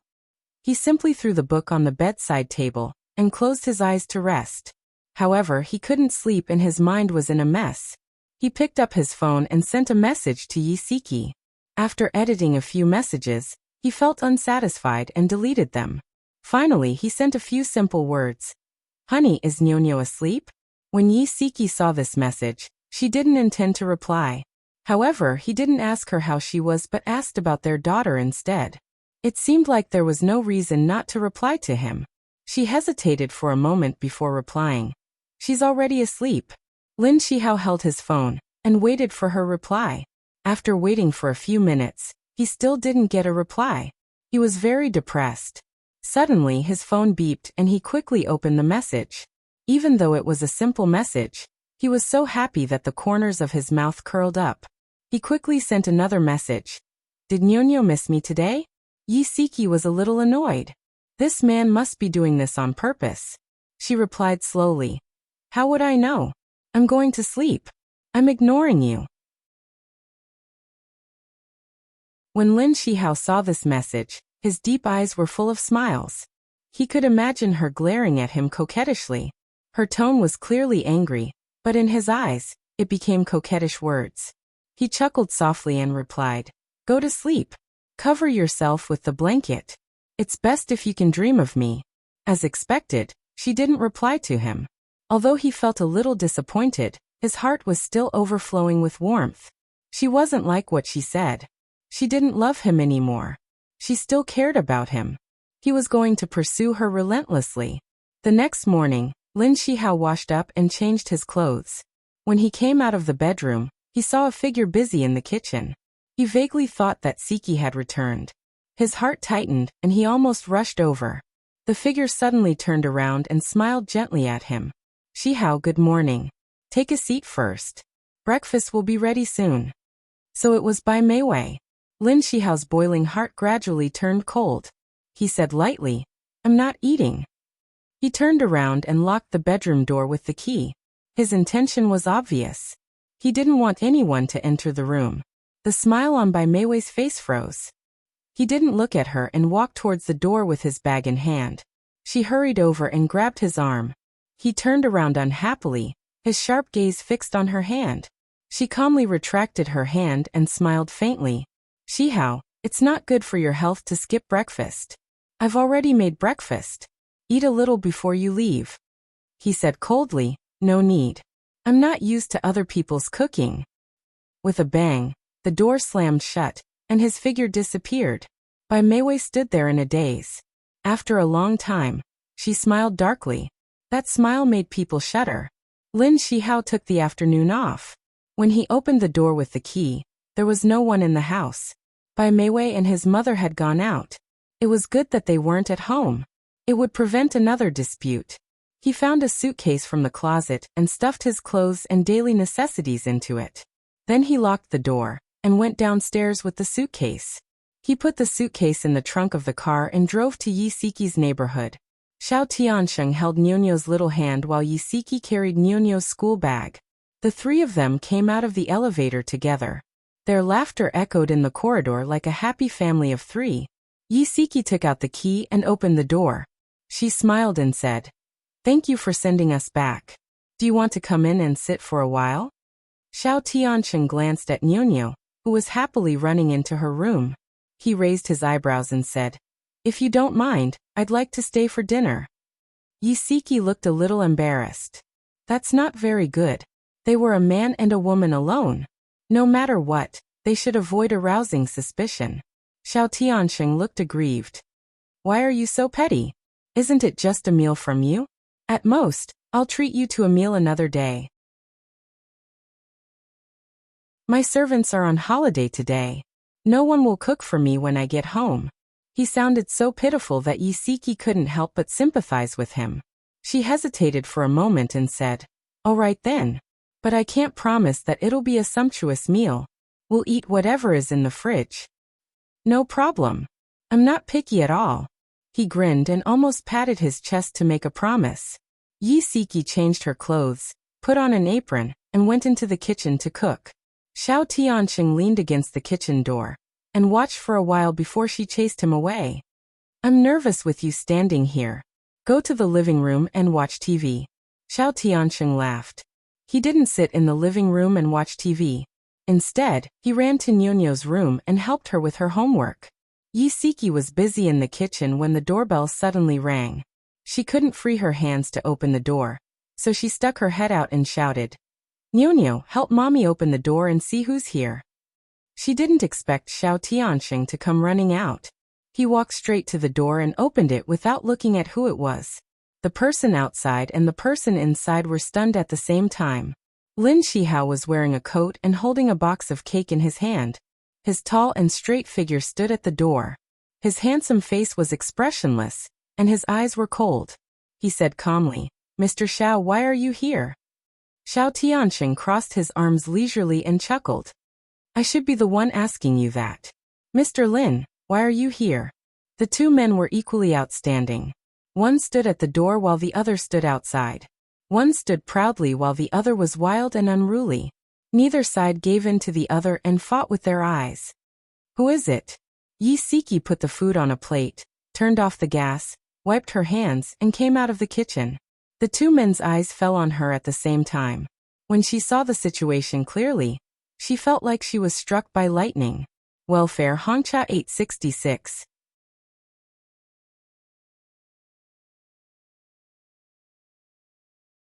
Chapter 439.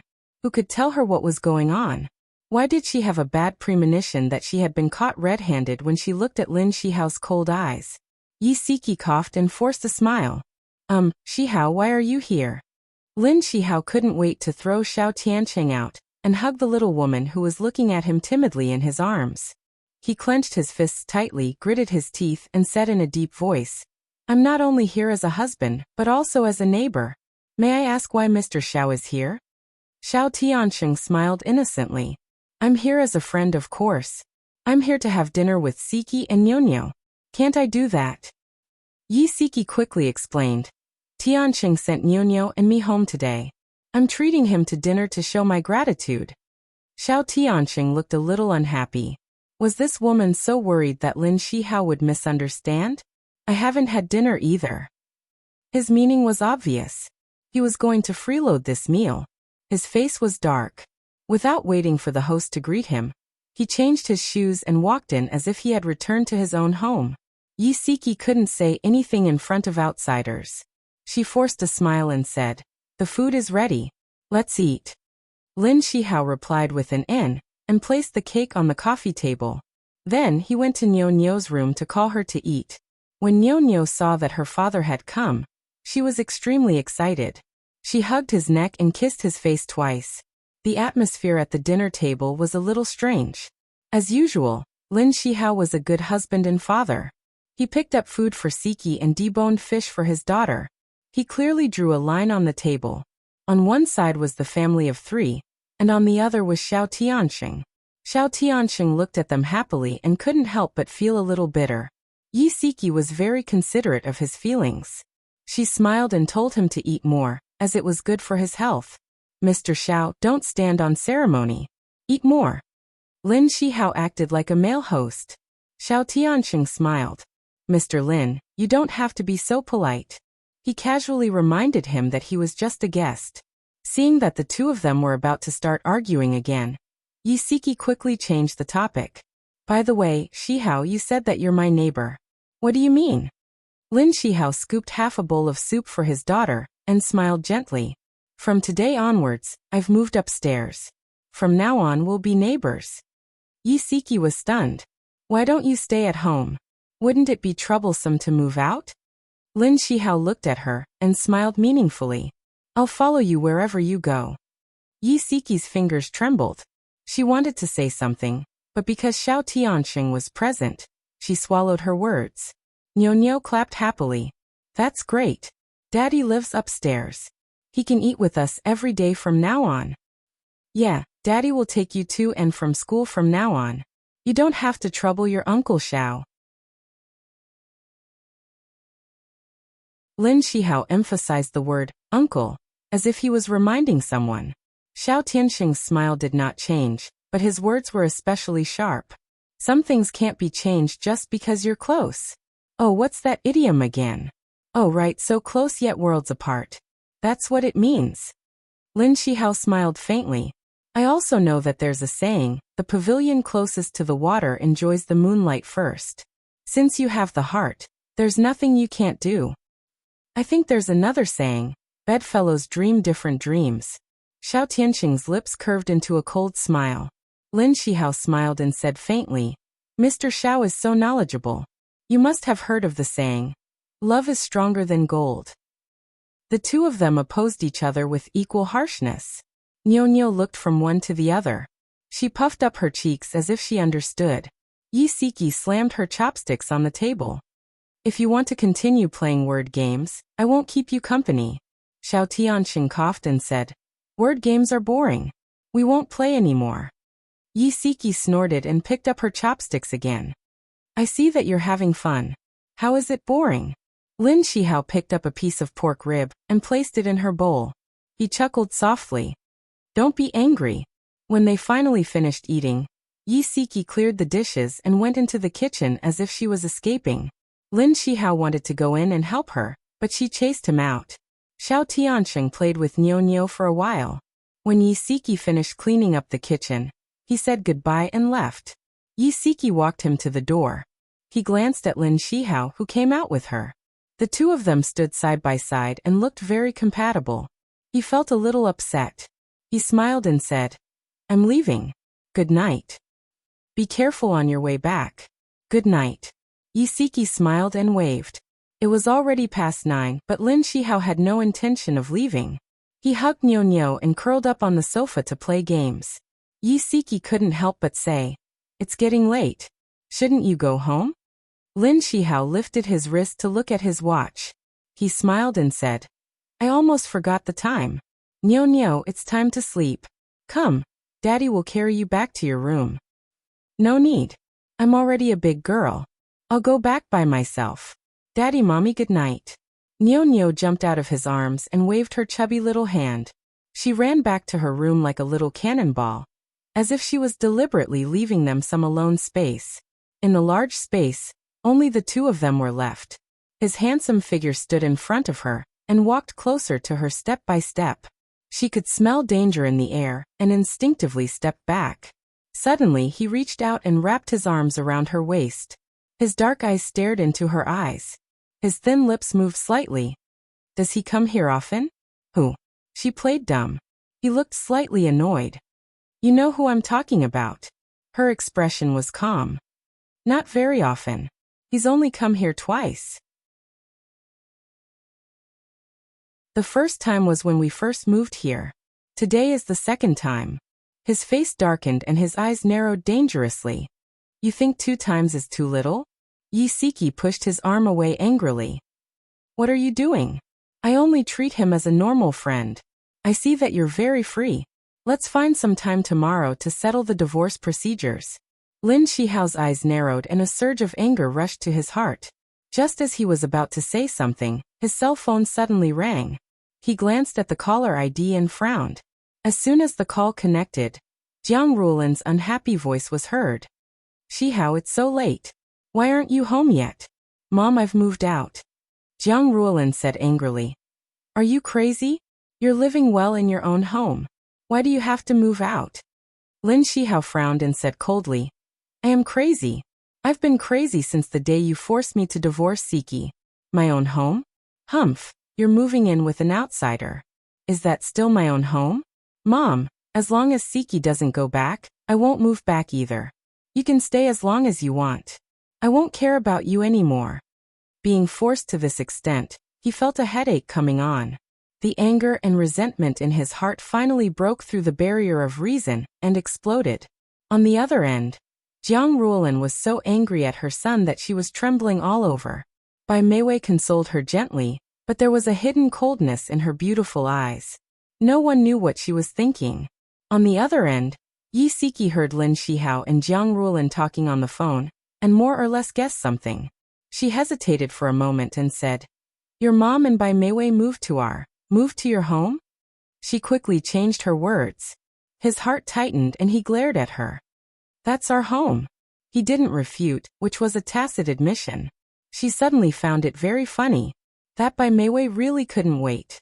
They hadn't officially divorced yet, but she was already shameless enough to enter their home. She said mildly, I'm tired. You should go back and rest too. She turned to leave, but Lin Shihao grabbed her wrist. Are you angry? She frowned. Why would I be angry? You're angry that Bai Meiwei moved into our home.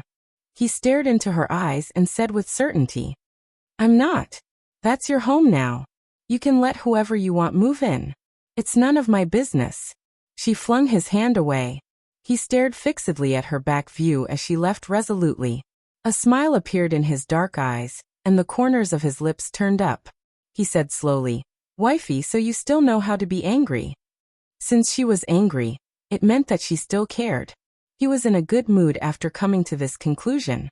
Oh, it looked like he would be able to sleep well tonight. After Lin Shihao moved upstairs, It directly led to two consequences. The first consequence was that Yi Siki had to make an extra set of meals every day because a certain thick-skinned man would come over to freeload every day. At first, she didn't want to make his share, not because she was stingy, but because she didn't want him to develop a habit. Who knew that he would actually be so thick-skinned as to eat her breakfast, causing her to have no choice but to make another set. The second consequence was that Yi Siki's bedtime was delayed by half an hour because a certain shameless man would stay at her house to play games with Nuno every day after freeloading on her for dinner. He would only leave reluctantly when she couldn't hold back her temper, and chased him away. After being together for so many years, it was only now that she realized that a certain man with the surname Lin had called her by the wrong name. He should be called Nyo Pai Tang, a sticky and sweet Nyo Pai Tang. More than 10 days passed like this. Yi Siki proposed a divorce again. Lin Shihao was already so good at it that he didn't get angry with her anymore. He directly blocked her mouth with a kiss. She was so angry that she waved her hands and punched him with all her might. He groaned. After he let go of her, he smiled like a kitten that had succeeded in cheating. Wifey, if you mention those two words again in the future, I will use this method to block your mouth again. You bastard! Yi Siki was so angry that she almost vomited blood. Lin Shihao wasn't in a hurry to get a divorce, but someone else was. The Bai family couldn't hold back anymore, and made 2 calls to Yi Siki. Yi Siki was angered by both sides, and wanted to tie Lin Shihao up with a rope, and take him to the Civil Affairs Bureau. Who knew that at this moment when things were calm on the surface but undercurrents were surging, Lin Shihao's scandal was exposed. An anonymous netizen posted a post that described in detail the emotional entanglement between Lin Shihao and Bai Meiwei. It also exposed photos of Lin Shihao and Bai Meiwei wearing white coats and chatting face to face. There were also photos of Lin Shihao being hospitalized and Bai Meiwei taking care of him. Of course, as an extramarital affair scandal, there was no lack of the abandoned wife. At the same time, photos of Yi Siki covering her face and crying bitterly were released online. If this was just an extramarital affair between 2 ordinary doctors, it wouldn't have attracted so much attention. The bad thing was that the netizen used the identity of the man and woman to talk about it. Lin Shihao was the only son of Jiang Ruolin, the female boss of the Wang Jianglu chain of restaurants. He could be considered a rich second-generation heir. On the other hand, Bai Meiwei was the daughter of the director of the city's People's Hospital. She was the daughter of a famous family. Bai Meiwei suddenly received a call from Bailey Fei Yin. Meiwei, are you okay? Bai Meiwei heard her worried voice and was puzzled. I'm not bad. What's wrong? Bailey Fei Yin had a loud personality and couldn't hide things at all. She opened her mouth and said, Aya, it's all over the internet. It said that you and Lin Shihao had an extramarital affair and forced his wife away. Now you're pregnant and even moved into his house. Bai Meiwei's head exploded and her face turned pale. It was all over the internet? How could this be? Who was trying to harm her? Could it be Yi Siki? Meiwei, are you okay? Bai Meiwei gritted her teeth. I'm fine. Fei Yin, I'm hanging up first. Without waiting for Bailey Fei Yin to say anything else, she hung up the phone. Her beautiful eyes were filled with anger, and she used all her strength to swing the vase on the coffee table to the ground. The porcelain vase smashed to the ground and shattered into pieces. Aya, Meiwei, what's wrong? Are you hurt? Jiang Ruolin heard the noise and hurriedly ran to the living room. Bai Meiwei sat weakly on the sofa. Tears welled up in her eyes and she was about to cry. Auntie Jiang, I accidentally dropped the vase. It's fine if it's dropped. It's just a vase. Why are you crying? Jiang Ruolin sat beside her and comforted her gently. Don't cry. It's not good for a pregnant woman to cry too much. Bai Meiwei turned her head and threw herself into her arms. She burst into tears. Auntie, something bad has happened. What's wrong? She raised her head, her face full of tears. I don't know who exposed my relationship with Shihao on the internet. Now everyone is saying that I'm a homewrecker. Auntie, what should we do? Shihao will definitely be affected. Jiang Ruolin was stunned at first. Then she became anxious. However, she didn't forget that Bai Meiwei was pregnant. She tried her best to suppress the anxiety in her heart and comforted her. Mei, don't cry. It's not good for the child to be emotional. Let's think about how to solve this problem first. Mei wiped her tears aggrievedly. I don't know who did this to Shihao. She didn't mention herself at all. Every sentence she said was for Lin Shihao's sake. Jiang Ruolin couldn't help but follow her train of thought. She frowned and said, that person knows so much. It must be someone you and Shihao know. Mei nodded. I guess so too. And that person must have a grudge with us. Otherwise, they wouldn't have done this to us. A grudge? Someone who knew the inside story very well? There was only one person who fit both of these criteria. A name immediately popped up in Jiang Ruolin's mind. Yi Siki. Come and see. Songshu 566.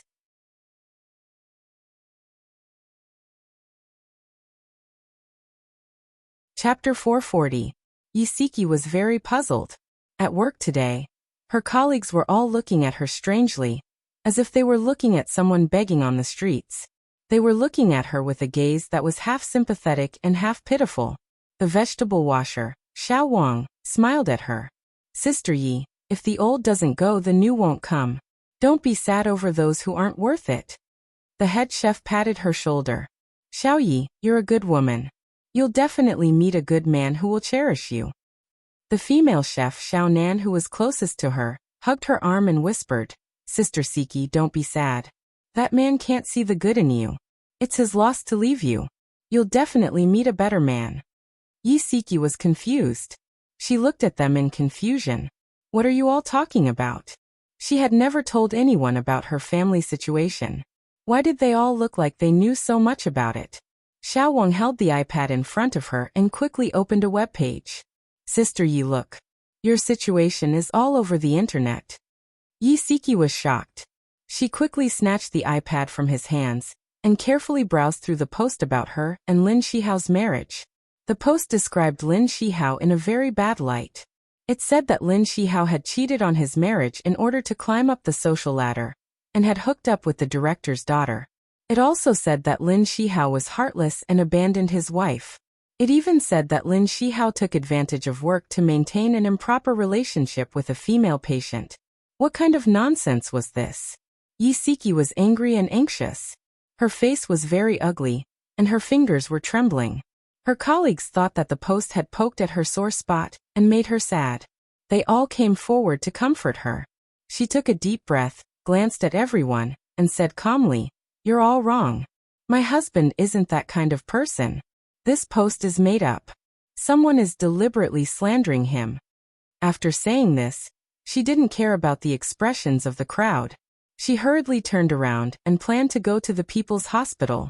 Since her colleagues knew about this matter, the hospital must know about it too. She had to go there and explain it clearly for Lin Shihao. Just as she came out of the kitchen and was walking along the staff corridor, her cell phone suddenly rang. It was Jiang Ruolin. She put the phone to her ear and Jiang Ruolin's angry voice immediately exploded. Yi Siki, were you the one who exposed Shihao and Meiwei's matter on the internet? A day as husband and wife means endless devotion for the rest of your life. How can you be so cruel? In a moment of panic, Yi Siki blurted out, Mom, you've misunderstood. I didn't do it. I just found out about it. Don't call me Mom. I don't have such a heartless daughter-in-law like you. Jiang Ruolin had already determined that she was the mastermind, so she said angrily, I was the one who forced you to divorce Shihao. If you have any resentment, then take it out on me. Don't hurt Shihao. Yi Siki's face turned pale. She said anxiously, It really wasn't me. We've been together for so many years. Don't you understand my character? How could I do something to hurt Shihao? Jiang Ruolin snorted. Who else knows the inside story so well besides you? Moreover, once Meiwei's matter is exposed, the only person who will benefit from it is you. I want you to clarify this matter quickly and stop hurting Shihao and Meiwei. Yi Siki knew that Jiang Ruolin was a stubborn person. As long as she had decided on something, no one could change her mind. She gritted her teeth and said in a low voice, Madam Jiang, I'll say it one last time. I really didn't do it. Instead of biting me and not letting go, Why don't you hurry up and find the real mastermind? You hello? I'm so angry. How dare you hang up on me? Jiang Ruolin was so angry that her whole body was trembling. Bai Meiwei appeared by her side at the right time and comforted her. Auntie Jiang, maybe we've really wronged Sister Siki. Jiang Ruolin said angrily. Other than her, I can't think of anyone else. On the other side, Yi Siki felt extremely wronged. She bit her lip hard and quickly walked out of the hotel. Suddenly, a hand grabbed her wrist from behind. She didn't look back. She lowered her head and suppressed her anger in her voice. Let go. No matter who it was, she only wanted to give them these 2 words. Xiao Tianqing's voice came from behind her. Why are you in such a hurry to leave? Where do you want to go? Yi Siki's body stiffened. She didn't expect him to appear. I have something to do. I'm going out. Her vision blurred and Xiao Tianqing appeared in front of her. There was a faint smile on his handsome face. What are you going out for? Yi Siki pursed her lips. Something bad happened, and I need to deal with it. I'm taking a leave of absence today. Please approve it, President. Xiao Tianqing's smile froze. His dark eyes stared straight at her. Is it because of that post that you're worried that your husband will be misunderstood, so you're rushing to the hospital to clarify things for him? Yi Siki was slightly stunned. Then she understood. Now that this matter had caused a stir, it wasn't strange for him to know about it. She answered honestly. Yes, I need to go to the hospital. Are you an idiot? Xiao Tianqing's expression suddenly became fierce. He raised his hand and knocked her head. He said fiercely, Lin Shihao's mother has already determined that you're the mastermind. If you rush to the hospital to clarify things now, you might be used by someone with ulterior motives and cause more misunderstandings. They might think that this is a case of revenge by an abandoned wife. Yi Siki looked at him seriously. Even if people misunderstand, I don't care. I can't just watch him get into trouble. Xiao Tianqing's eyes narrowed. He clenched his fists tightly. After a while, the corners of his lips turned up. He sneered. Looks like you really love him. Even if he hurt you so deeply, you still can't forget him. Actually, I've never forgotten him. These words were on the tip of Yi Siki's tongue, but she swallowed them in the end. She said, Tianqing, thank you for reminding me. However, I still have to go and find him. She didn't know what situation Lin Shihao was in right now. She was very nervous and uneasy. She could only feel at ease after confirming that he was fine. Lin Shihao's reputation had plummeted. In the past, patients would line up a few days in advance just to see him. Now his office was deserted. He had been labeled as someone who took advantage of female patients. How could anyone still be willing to see him? No matter where he went, he would receive strange looks from everyone. There were also people who pointed at him, whispered, and questioned his character. The matter was getting out of hand. Bai Jiao couldn't protect Lin Shihao anymore. As the director, he had to answer to the hospital's board of directors. The chairman, Cheng Wentao, was in his 60s. He used to be the secretary of the county party committee. He was an upright person who handled matters strictly. He had always paid attention to improving the hospital's work style. Therefore, after Lin Shihao's matter was exposed, he took it very seriously and planned to use this opportunity to rectify the hospital's work style. When Yi Siki rushed to the hospital, the board of directors was in the middle of a meeting to discuss Lin Shihao's matter. As the parties involved, Lin Shihao and Bai Meiwei were also called to the meeting. The board of directors was made up of 9 directors, and Bai Jiao was one of them. Including Lin Shihao and Bai Meiwei, there were a total of 11 people present. Cheng Wentao sat at the head of the table with a serious expression. His sharp gaze fell on Lin Shihao as he said in a deep voice, Dr. Lin, someone exposed online that you had an extramarital affair with Dr. Bai and sexually harassed female patients. What's your explanation for this? Lin Shihao was expressionless as he said slowly, What happened between Dr. Bai and me is a private matter. There's no need to explain it to the board of directors. As for the accusation of sexual harassment, it's purely slander. I've never done anything that goes against professional ethics. Cheng Wentao's face sank. The matter between you and Dr. Bai has gone beyond the scope of a private matter. Due to your special status, This kind of scandal has caused a huge negative impact on our hospital's reputation. Today, in front of the board of directors, you must give a reasonable explanation." Lin Shihao's gaze was cold as he said indifferently, "There's nothing to explain. The matter between Dr. Bai and me is my fault. I'm willing to bear the legal responsibility. As for sexual harassment, it's purely slander. I'm very sorry for damaging the hospital's reputation. I'm willing to take the blame and resign." "No, you can't resign." The door to the conference room suddenly opened, and a hurried voice sounded. Everyone looked up and saw a short-haired woman standing at the door. She was dressed in professional attire, and her face was flushed from exercising. Her mouth was slightly open and she was panting heavily. She looked like she had run over in a hurry. Lin Shihao's eyes narrowed. Siki, what was she doing here? Seeing Yi Siki close the door and walk into the conference room, a flash of hatred quickly flashed across Bai Meiwei's eyes. Cheng Wentao frowned and said in a displeased tone, "Who are you?" Yi Siki walked to the front of the conference table and bowed politely. "Everyone, I'm very sorry to interrupt your meeting. My name is Yi Siki. I'm Lin Shihao's ex-wife." Lin Shihao's body stiffened when he heard the word ex-wife. His cold gaze immediately locked onto Yi Siki. What was she trying to do? Cheng Wentao's expression softened. "Madam Yi, what brings you here?" Yi Siki glanced at the cards on the table in front of him and smiled. "Hello, Chairman. I'm here to clarify some matters and clear Lin Shihao's name. Please give me a chance." Cheng Wentao nodded. "Go ahead." Yi Siki glanced at Lin Shihao and then looked around. She smiled and said, "Lin Shihao and I divorced a year ago.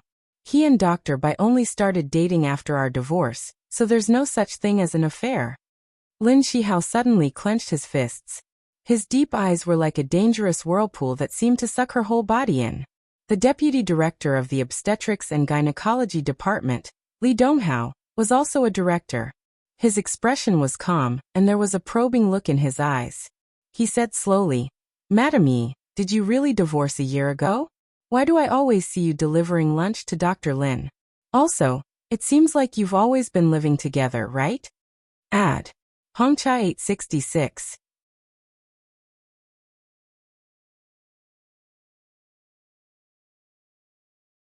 Chapter 441. Yi Siki smiled awkwardly. "It's embarrassing to talk about this.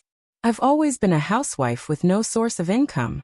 After the divorce, I couldn't support myself and my daughter. Moreover, we didn't want our daughter to get hurt, so we kept the divorce a secret from her. So, I temporarily stayed at my ex-husband's house. After I found a job and had a source of income, I moved out of his house." A shrewd-looking middle-aged man said, "It sounds reasonable, but you don't mind showing us the divorce certificate, right?" Yi Siki's expression froze. Just as she was about to say something to get away with it, she heard a loud bang. Lin Shihao slammed the table and stood up abruptly. His face was ashen as he glared at her fiercely. "Enough, stop lying." Everyone was stunned. Yi Siki's heart tightened. She glared at him angrily. "Lin Shihao, shut up. I'm telling the truth." "The truth?" Lin Shihao sneered. He slowly looked around and saw all the directors looking at him. He said coldly, "The truth is that I cheated on you. Yi Siki and I haven't divorced yet, and we won't get a divorce in the future. There's no need for this meeting to continue. I'll take full responsibility and resign from all my positions. I won't bring shame to the hospital. Sorry, I'll take my leave first." With that, he grabbed Yi Siki's wrist and dragged her towards the door. "Let go of me." Siki was extremely anxious. As she was forced to walk out, she turned her head and shouted, "Chairman, don't listen to him. He's just saying things out of anger." Ugh. Lin Shihao suddenly reached out and covered her mouth. He quickly dragged her out of the meeting room. With a bang, the door to the meeting room closed. Everyone stared at the door in a daze. Cheng Wentao reacted quickly. He coughed and said, "Dr. Lin doesn't admit to the accusation of sexual harassment. It's very likely that someone is deliberately defaming him. I think we should investigate this person seriously and find out the truth." Someone asked, "Then what about Dr. Lin and Dr. Bai?" Li Donghao said, Since Dr. Lin has admitted his mistake and is willing to take responsibility, I think we should respect his wishes. Bai Jiao frowned. He wanted to say a few words for Lin Shihao, but when he thought that his daughter was also involved in this matter, he couldn't say anything, so he dismissed the idea. The vice president said, Dr. Lin is the backbone of our hospital. If she is fired because of this, it seems a little too much. I agree with the chairman's opinion.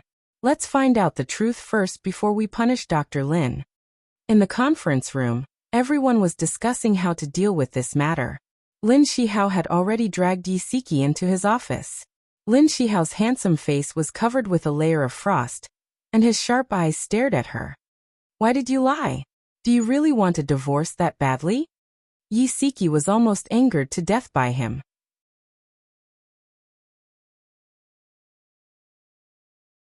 Her red lips trembled as she said angrily, Why are you stopping me? He was clearly about to succeed. I just don't want you to be fired. Is that wrong? He held her shoulders forcefully and shouted at her. You stupid woman, when will you understand that power, money, and reputation are not important? The only thing that matters is you. I just don't want to lose you. She rarely saw him roar so loudly without caring about his image. The veins on his forehead were throbbing, indicating that he was extremely furious.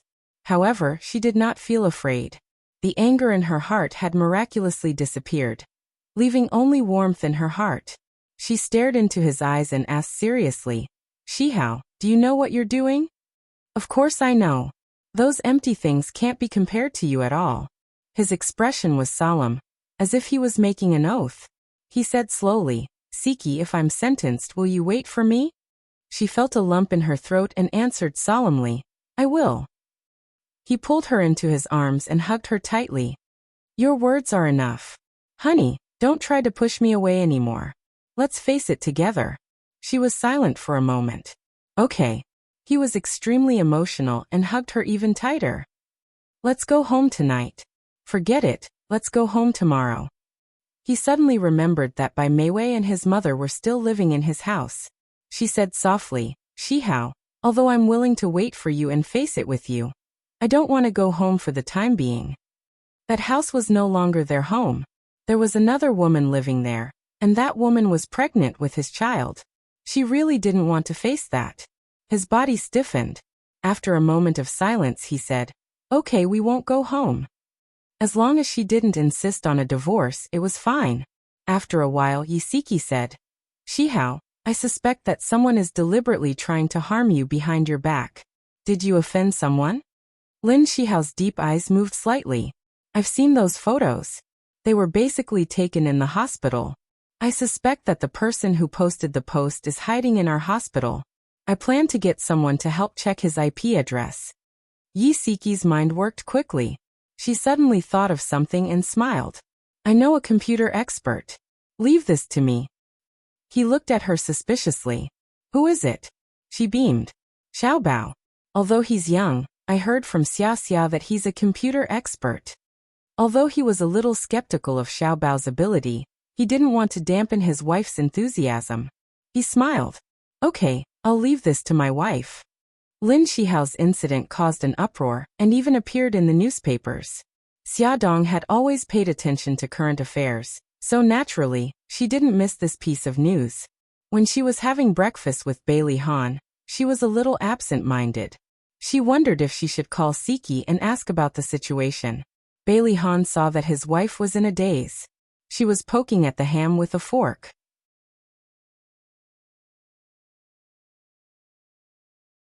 The corners of his lips curled up. He brought her plate in front of him. As he helped her cut the ham, he asked, Honey, what are you thinking about? The ham is about to be poked into a sieve by you. Xia Dong suddenly came back to her senses. She looked down at the plate. Where's the plate? Bailey Han couldn't help but laugh. His wife looked so cute when she was in a daze. Xia Dong saw that he had placed the plate with the ham in front of her again. She blushed and snorted awkwardly.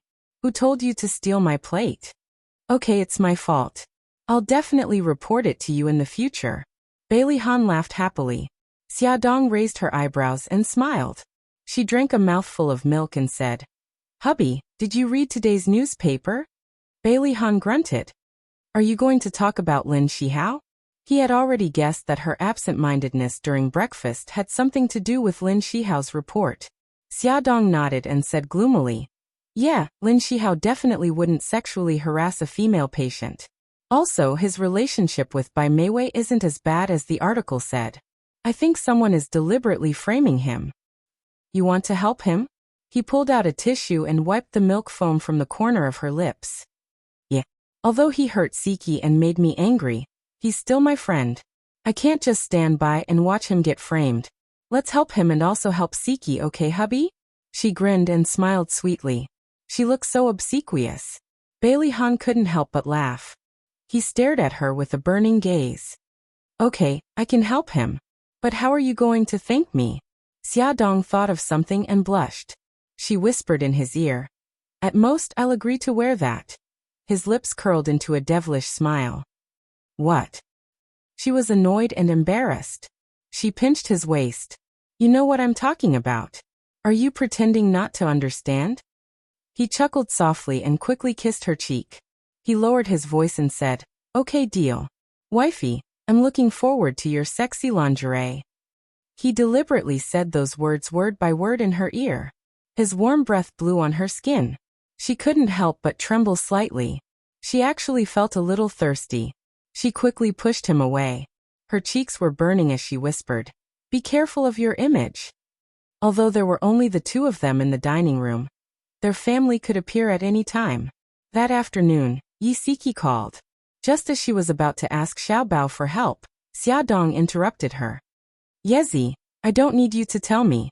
I've already asked Ahan to help me track down the person who posted the article. Yi Siki was very grateful. Then I'm really grateful to your husband. When this matter is settled, I'll treat you to a meal. Xiaodong teased. You don't have to thank my husband. Just thank me because I've already promised to give him a thank you gift. He's so petty now. As long as I ask him for help, he'll definitely ask me for something in return.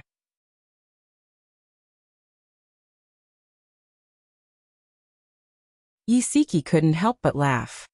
No way. Let me guess. Don't tell me he wants you to repay him with your body. Xiaodong was a little embarrassed. She deliberately laughed mischievously. Since you know so much, it seems like your old Lin has also blackmailed you before. I was just guessing. It was really just a guess. Hey, I can already tell that someone is feeling guilty. Hurry up and admit it. Yi Siki's cheeks were burning hot. She lowered her voice and said, stop fooling around. He's here. Lin Shihao was sitting right beside her. He could hear their conversation. Xiaodong was stunned at first. Then she burst into laughter. She deliberately raised her voice and said, ask old Lin to sit further away. We good sisters still have some private things to talk about. Lin Shihao obviously heard what Xiaodong said over the phone.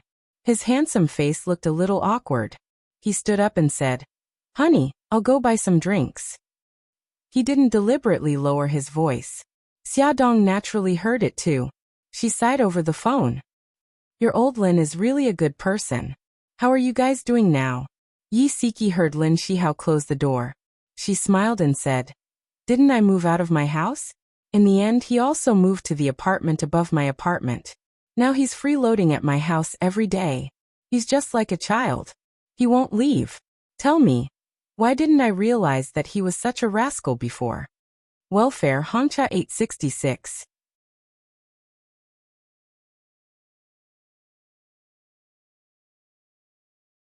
Chapter 442. Xiaodong imagined Lin Shihao acting shamelessly and couldn't help but laugh out loud. After laughing, she said seriously, Yezi, old Lin did this because he loves you. You should try to start over. Don't be in a hurry to get a divorce. Yeah, I know. I already told him that I won't get a divorce, but I don't want to go back for the time being. Yi Siki sighed. Bai Meiwei's fighting spirit is really strong. She actually moved into my house in order to cultivate her relationship with old Lin. Sometimes I really wonder if such a scheming woman would get drunk and have sex with someone else. Also, when I called old Lin that night, she said that old Lin was drunk and unconscious, but her voice sounded very sober. If old Lin was really unconscious, How could he have forced himself on her? Xiaodong frowned. I also suspect that she seduced old Lin on purpose, and then pushed all the blame onto him. It's a pity that only the two of them know what happened that night. That might not be the case. Xiaodong suddenly thought of something and her eyes lit up. Do you still remember which hotel they were at for the seminar that night? Most hotels have surveillance cameras. Let's check the hotel's surveillance footage. Maybe we can find some clues. Yi Siki's heart raced when she heard what she said. If they could really prove that Bai Meiwei seduced old Lin on purpose, then old Lin's rape charge could not be established. She said hurriedly, I still remember that it was at the Hanting Hotel. At the time, Bai Meiwei said that she and old Lin were drunk and hired a designated driver to send them home. Then they actually stayed at the hotel for the night. Xia Dong felt more and more that Lin Shihao might have fallen into Bai Meiwei's trap. She snorted and said, This Bai Meiwei has been lying from the beginning. You were right to suspect her. Yezi, don't worry. I will definitely find a way to find out the truth. Xia, I really don't know how to thank you. We're good sisters. There's no need to be so polite. It was a cold day, but Yisiki felt warm inside. The board of directors of the hospital decided to suspend Lin Shihao temporarily. He would be dealt with after the hospital found out whether he had committed any sexual harassment. During his suspension, Bai Jiao kept pressuring him to get a divorce as soon as possible, so that he could get a marriage certificate with Bai Meiwei as soon as possible. However, Lin Shihao remained unmoved and bluntly said, I'm willing to bear all the legal responsibilities, but I will never divorce my wife. Bai Jiao's hair had turned white by quite a bit. He really wanted to sue him in court, but Bai Meiwei begged him bitterly, asking him to give Lin Shihao a little more time. Bai Meiwei was already prepared to cut off all means of retreat.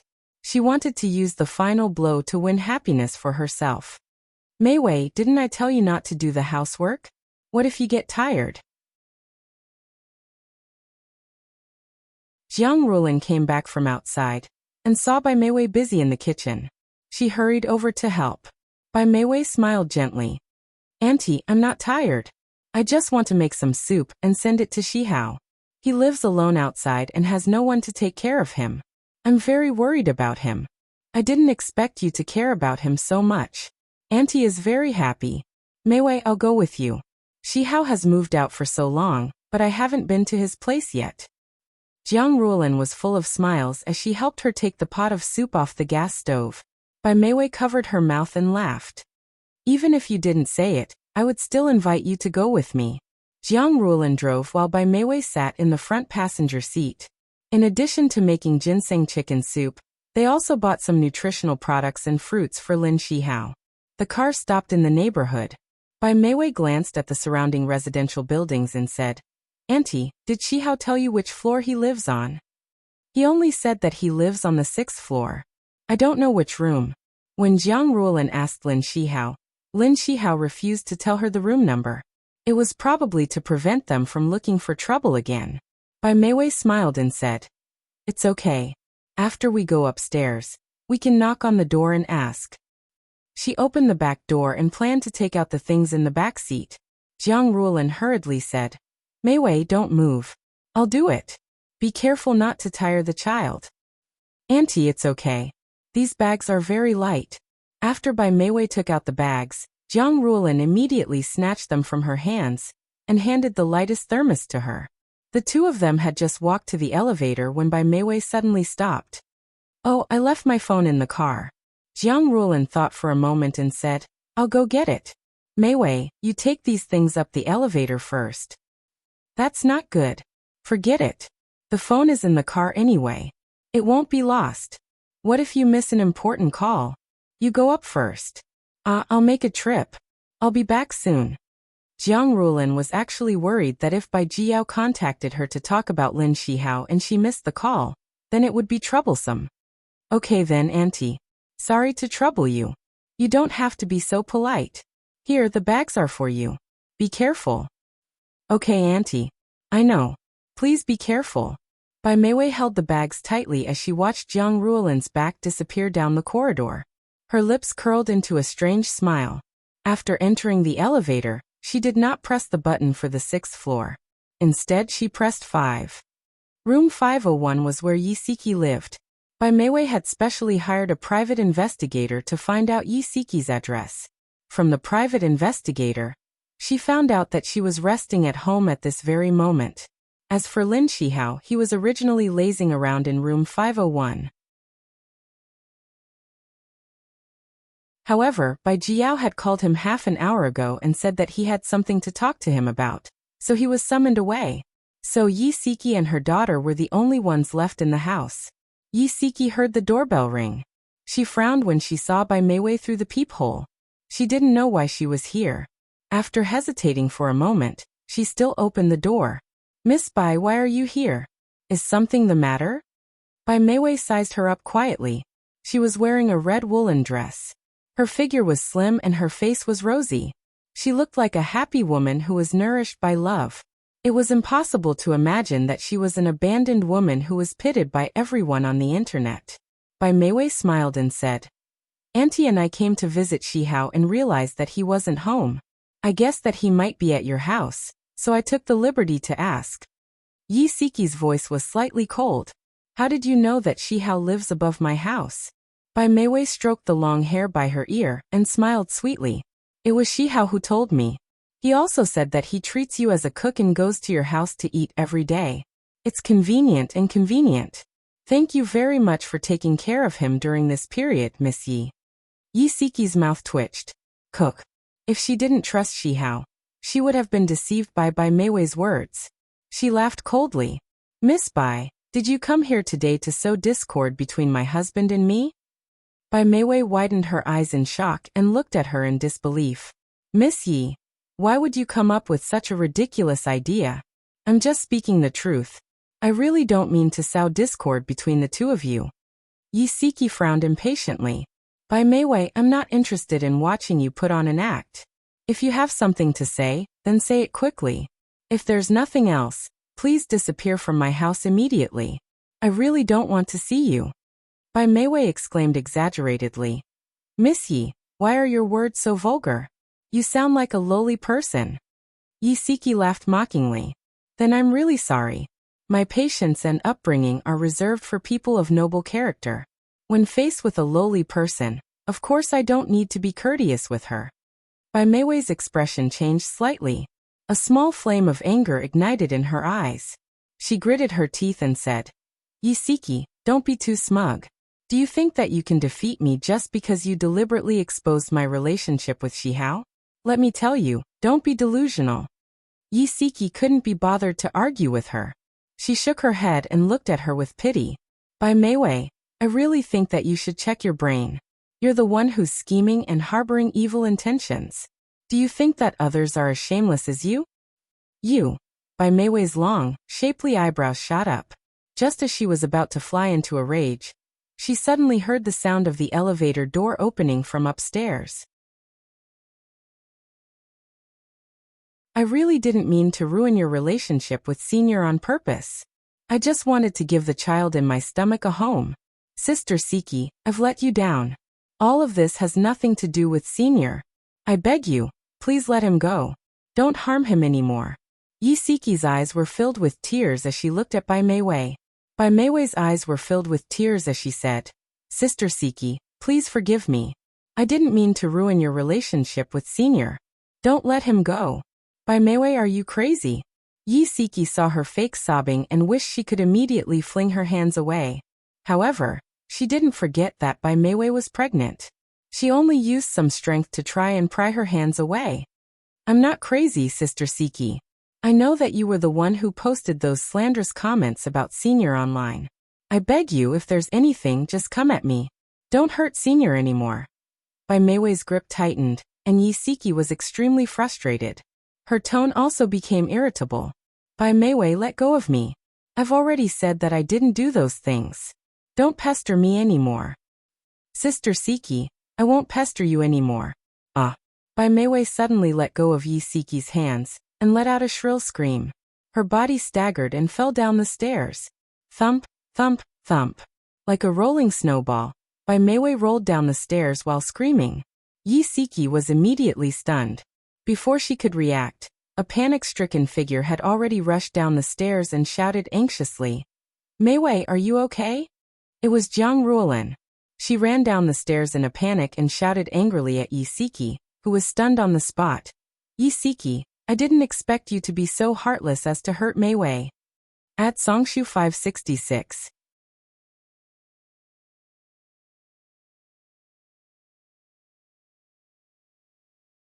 Chapter 443. Yi Siki snapped out of her daze and shouted. I didn't. She fell on her own. Bai Meiwei lay in the corridor, her body curled up. Her face was pale and full of pain. She hugged her stomach tightly and said in agony, It hurts, my stomach hurts. Save my child. Jiang Ruolin was furious. I won't argue with you for now. Saving a life is more important.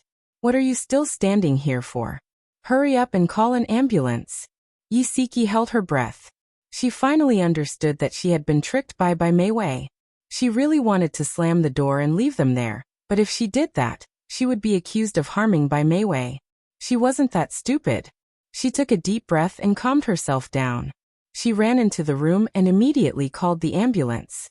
After Jiang Ruolin yelled at Yi Siki, she immediately rushed to Mei Wei's side and comforted her anxiously. Mei Wei, it's okay. You and the child will be fine. Don't worry, the ambulance will be here soon. Mei Wei was in so much pain that tears welled up in her eyes. She covered her stomach with one hand and grabbed Jiang Ruolin's wrist with the other. Auntie, it's too late. The ambulance will take at least 20 minutes to get here. I beg you, take me to the hospital. I must save the child. Okay. I'll take you to the hospital right away. Jiang Ruolin was so anxious that her hands were trembling. She wanted to help Mei Wei up from the ground, but her physical strength was limited. If she were to accidentally trip Mei Wei down the stairs, wouldn't that make things worse? Thinking of this, she looked up and shouted at Yi Siki's door. Yi Siki, hurry up and come out. Yi Siki had just hung up the ambulance when she heard Jiang Ruolin shout. She immediately rushed out of the room. Jiang Ruolin ordered her without hesitation. Hurry up and come down. Help me take Mei Wei to the hospital. I've already called an ambulance. The ambulance is too slow. Do you want to kill the child in Mei Wei's stomach? Yi Siki felt helpless. Saving a life was like putting out a fire. She didn't have time to change her clothes and shoes, nor did she have time to take out her phone and wallet. She hurriedly locked the door and ran downstairs to help Jiang Ruolin support Mei Wei, who was groaning in pain, into the elevator. You drive. I'll take care of Mei Wei from the back. Jiang Ruolin handed the car keys to Yi Siki, then helped Mei Wei into the back seat. Yi Siki used the GPS to search for the nearest hospital and drove there at top speed. Mei Wei leaned into Jiang Ruolin's arms, beads of sweat rolling down her forehead. Her pale face was contorted in pain, and she kept saying, It hurts. Jiang Ruolin's heart ached terribly. She kept comforting her and wiping away her sweat. Then she anxiously shouted at Yi Siki, Drive faster. Yi Siki saw Jiang Ruolin's anxious expression through the rearview mirror. She bit her lip and tried her best to suppress the complicated emotions in her heart. The car stopped at the entrance of the hospital, and the medical staff immediately carried Mei Wei into the emergency room on a stretcher. A female obstetrician and a nurse wanted to give her emergency treatment, but Mei Wei stopped them and said with a sad face, Doctor, there's no need to save me. My child is gone. The female doctor's surname was Zheng. She said patiently, Madam, this is just your guess. Let me examine you first. No, there's no need. I'm an obstetrician and gynecologist myself. I'm very clear about this. Mei Wei's pale face looked miserable. On the way to the hospital, I was already sure that the child was gone. I just didn't want my future mother-in-law to be sad, so I didn't say anything. Nurse miss, I'd like to have a few words with Dr. Zheng in private. Can you please leave for a moment? The nurse turned to look at Dr. Zheng, who nodded. Little Wu, you can leave first. After the nurse left, Mei Wei said, Dr. Zheng, I'll just lie here and rest for a while. There's no need for any examination. Please tell my family that my child is gone. Dr. Zheng said, Madam, even if the child is gone, I'll still perform the surgery on you and save the child. No, I don't need that. You just have to tell my family that my child is gone. I'll take care of the rest myself. This is against the rules. If anything happens to you, I'll have to bear the responsibility. Dr. Zhang, please help me with this. I'll be very grateful. Bai Meiwei was already prepared. She took out a check from her pocket and extended it to the doctor. In the hospital, it was not uncommon to secretly receive red packets from patients. This Dr. Zhang had also received red packets from many people. When she saw the 5-digit sum on the check, she was suddenly tempted. She thought for a moment and said, "Are you sure your body is fine?" Bai Meiwei saw the hesitation in her eyes and smiled. "You just have to pass the message. I'll take care of the rest." 10 minutes later, Dr. Zhang walked out of the emergency room. Jiang Rulin immediately went up to him and asked nervously, "Doctor, is the child safe?" Dr. Zhang shook his head. "I'm very sorry. The child is gone. The patient has just undergone surgery and is very weak. When you go in, be quiet. Don't disturb her." Jiang Rulin staggered back and said in a daze, "The child is gone? My grandson is gone?" Yi Siki's feelings were very complicated. She should be happy that the child in Bai Meiwei's stomach was gone, but she was not happy at all because she knew that Bai Meiwei had sacrificed her own child in order to frame her. She felt sad for the child and indignant at Bai Meiwei's actions. Jiang Rulin was very sad. She had great expectations for this grandson of hers, but in the end, he was gone. She found it hard to accept this reality. Yi Siki could not bear to see her sad appearance. She walked forward and wanted to comfort her, but just as she approached, she suddenly reached out and slapped Yi Siki hard on the face. She said angrily, "It's all your fault.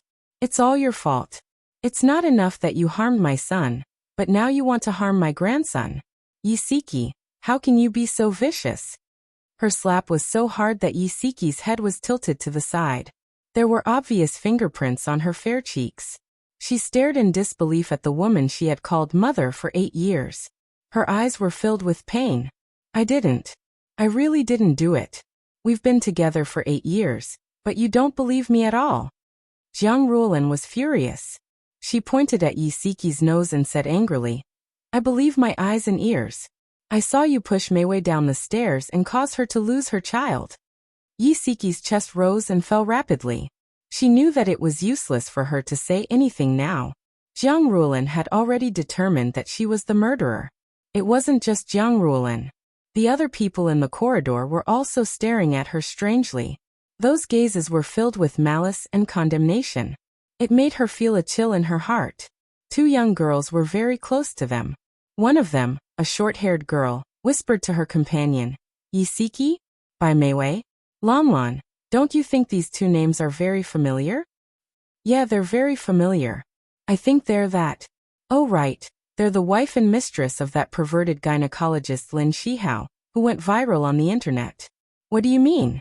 Lin Shihao's wife deliberately caused the death of his mistress's child?" "That seems to be the case. Looks like Yi Siki isn't as pitiful and innocent as the internet says. Could she be the one who posted that post? Why would she do that?" The 2 girls were chatting animatedly when a pregnant mother-to-be beside them interrupted. "Of course it's to gain everyone's sympathy.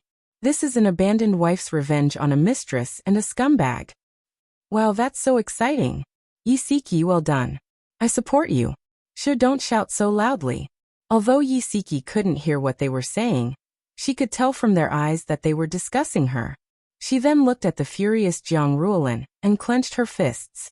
Calmly, she said word by word, "Madam Jiang, I'll say it for the last time. I've never done anything to hurt Shihao and Bai Meiwei." Bai Meiwei rolled down the stairs on her own. After saying this, she turned around arrogantly.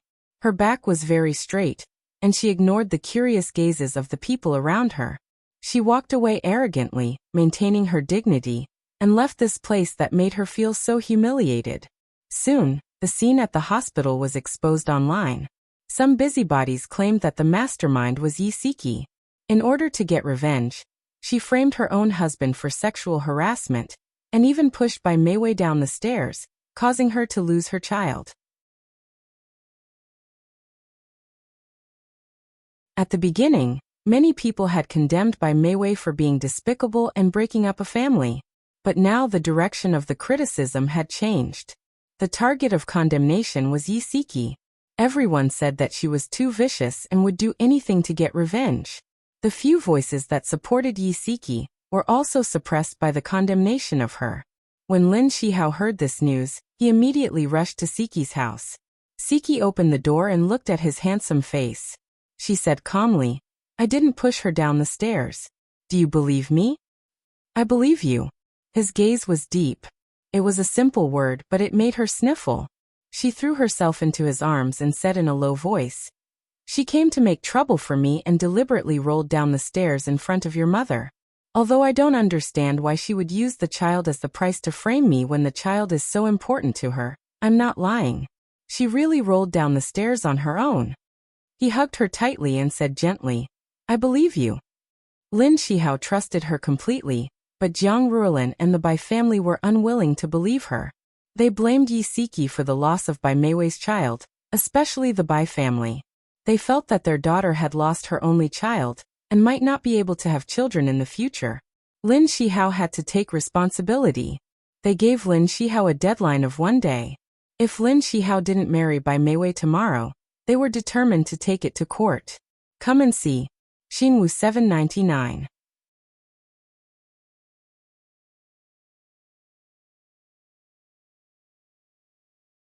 Chapter 444. Lin Shihao remained unmoved despite the storm outside. The next day, he drove his daughter to school and his wife to work as usual. On the other hand, Yisiki couldn't hold it in any longer. She really wanted to call Xia Dong and ask her how the investigation was going, but she couldn't bring it up in front of Lin Shihao. She planned to find an opportunity to call her after arriving at the company. Lin Shihao's car was parked downstairs at the Century Splendid Hotel. Yisiki wasn't in a hurry to get out of the car. She turned to look at Lin Shihao. "Hubby, why don't I not go to work today and stay at home with you?" Today was the deadline that Bai Jiao had given them. They might be forced to separate tomorrow. Lin Shihao smiled. "Honey, you can't skip work every other day. Yigai, go to work. I'm very busy today. I don't need you to accompany me." She was surprised. "What are you busy with today?" "I have to buy groceries, cook, clean, and pick up my wife and child. Don't you think I'm very busy?" He looked serious, but there was a smile in his eyes. Her heart ached. He used to be a workaholic, but now he was a house husband. Could he accept such a difference? She forced a smile. "Yes, you're really busy. Can I order some dishes?" He smiled. "Of course. I'm a chef. I can satisfy you with anything you want. I want scrambled eggs with tomatoes." That was his best dish. "Okay." He chuckled, leaned over and kissed her on the cheek. "Hurry to work. I'll pick you up in the afternoon." She kissed him back, then got out of the car. She smiled and waved as she watched him drive away. Yisiki didn't expect that when she walked to the entrance of the hotel, a group of paparazzi would suddenly surround her. Some of them had cameras in their hands, while others had microphones in their hands. They all asked at once, "Miss Yi, may I ask if you were the one who posted that post? Miss Yi, did your husband really sexually harass you, or did you frame him? Miss Yi, did you push Miss Bai down the stairs and lose her child? Miss Yi." All sorts of sharp questions flooded Yisiki like a tidal wave. This was the first time she had encountered such a situation. She hurriedly covered her face with her arms. "Please stop taking pictures." However, her voice was quickly drowned out by the questioning. The shutters kept flashing, and those people surrounded her even more tightly. The scene was chaotic. A silver Bentley drove towards the underground parking lot. Xiao Tiansheng was browsing the news on his iPad when he realized that Yisiki's incident had actually made it to the top of the search rankings. He couldn't help but frown. The assistant driving in the front seat suddenly said, "President, Miss Yi seems to have been besieged by paparazzi." Xiao Tiansheng suddenly looked up and saw the noisy crowd at the entrance of the hotel. In the middle of the crowd, there was a woman with her arms covering her face. It really was Yisiki. "Stop the car." He threw the iPad on the seat, opened the car door, and strode toward the gate. The assistant hurriedly followed. Yisiki was besieged by the paparazzi and had no way to fight back. She was about to ask the hotel's security team for help when a low, magnetic voice suddenly said, "Everyone, please let go of Miss Yi." She instinctively looked up and saw Xiao Tianxing standing less than 5 meters away from them in a suit. His handsome face was cold and his deep eyes were staring at her. "It's the second son of the Xiao group." Someone recognized Xiao Tianxing and shouted, "Mr. Xiao, may I ask what is your relationship with Miss Yi?" The paparazzi's nose was very sensitive. They immediately sensed that his relationship with Yi Siki was not ordinary. "Miss Yi is my employee, and I have the obligation to protect her. Please don't harass her here. This will have a bad impact on her and our hotel." Xiao Tianxing said, "Miss Yi is my employee. I have an obligation to protect her. Please don't harass her here." The paparazzi looked at each other. Xiao Tianxing raised his wrist and looked at his watch. His cold gaze fell on Yi Siki. He said calmly, "Miss Yi, there are only 10 minutes left before you have to go to work. Do you want to be late?" "No, I don't. Thank you, President. Please make way." Yi Siki was reminded by him and immediately reacted. She forced her way out of the crowd. Fortunately, the paparazzi did not make things difficult for her because of Xiao Tianxing's presence. Xiao Tianxing glanced at Yi Siki's back as she ran away.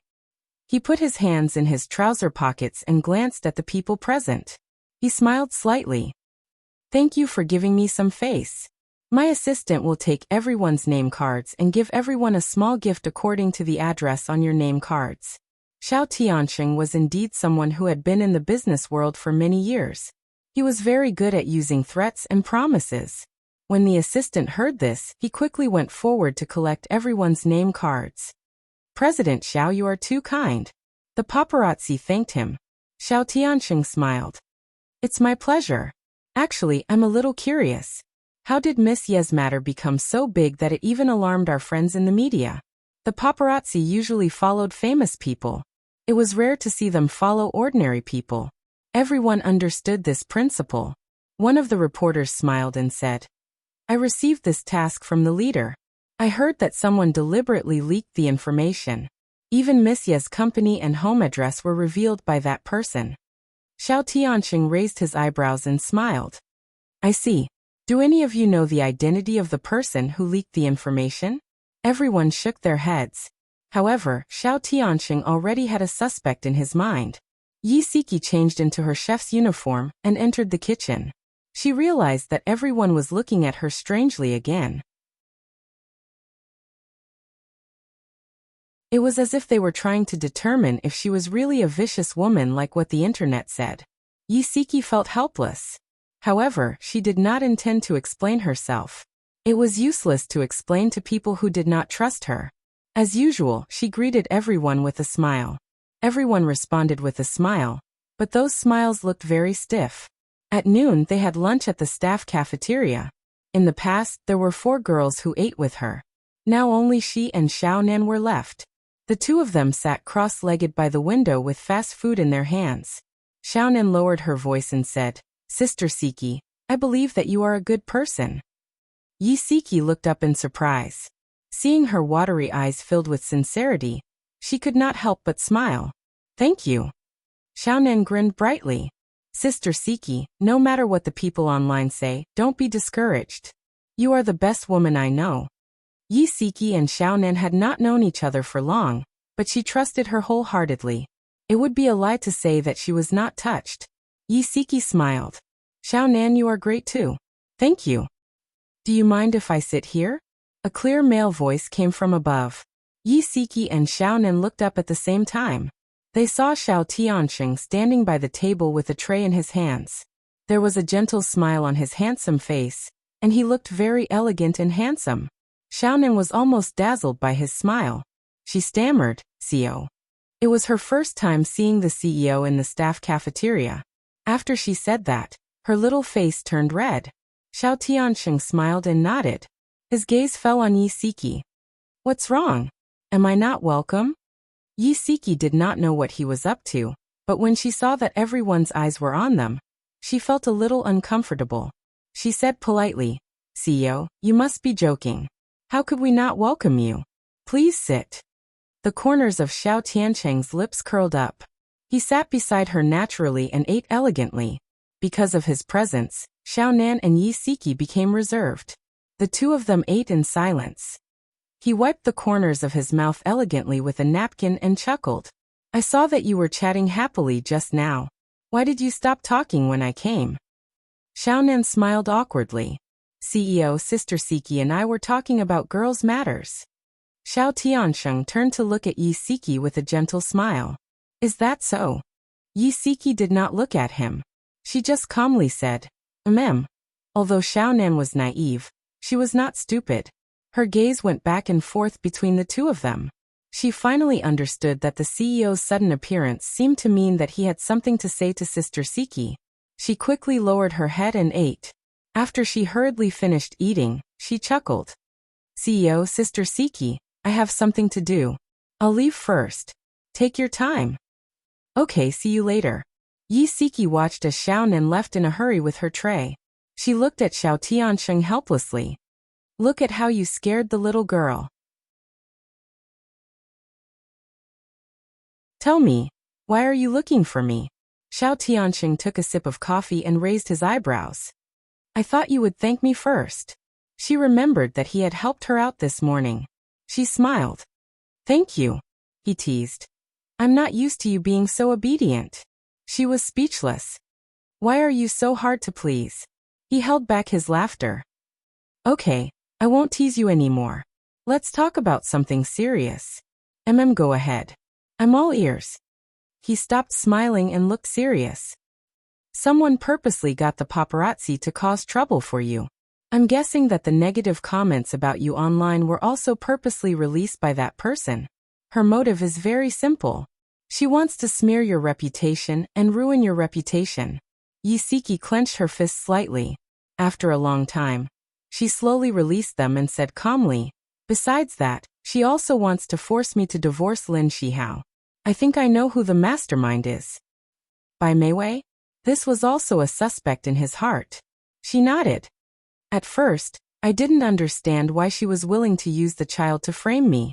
But when you said that she was the one who got the paparazzi, I suddenly understood. Her motive was to frame me for everything. This way, not only would she be able to clear Shihao's name, but she would also incur the wrath of the Bai family and Jiang Ruolin. From there, she would be able to force us to divorce. She's playing a very big game of chess. Xiao Tianxing's slender fingers tapped on the table. There was a slight smile in his deep eyes. Since you've already guessed it, how do you plan to retaliate? Welfare Hongcha 866, that you're tuning in to the Li Mei's Sword of Destiny YouTube channel. We're so grateful for your support, and don't forget to subscribe to join us on this incredible journey through captivating stories. Your generosity through donations truly makes a world of difference, as it's the primary source of revenue that allows me to expand and enhance this channel for you. Thank you from the bottom of my heart for being a part of this adventure.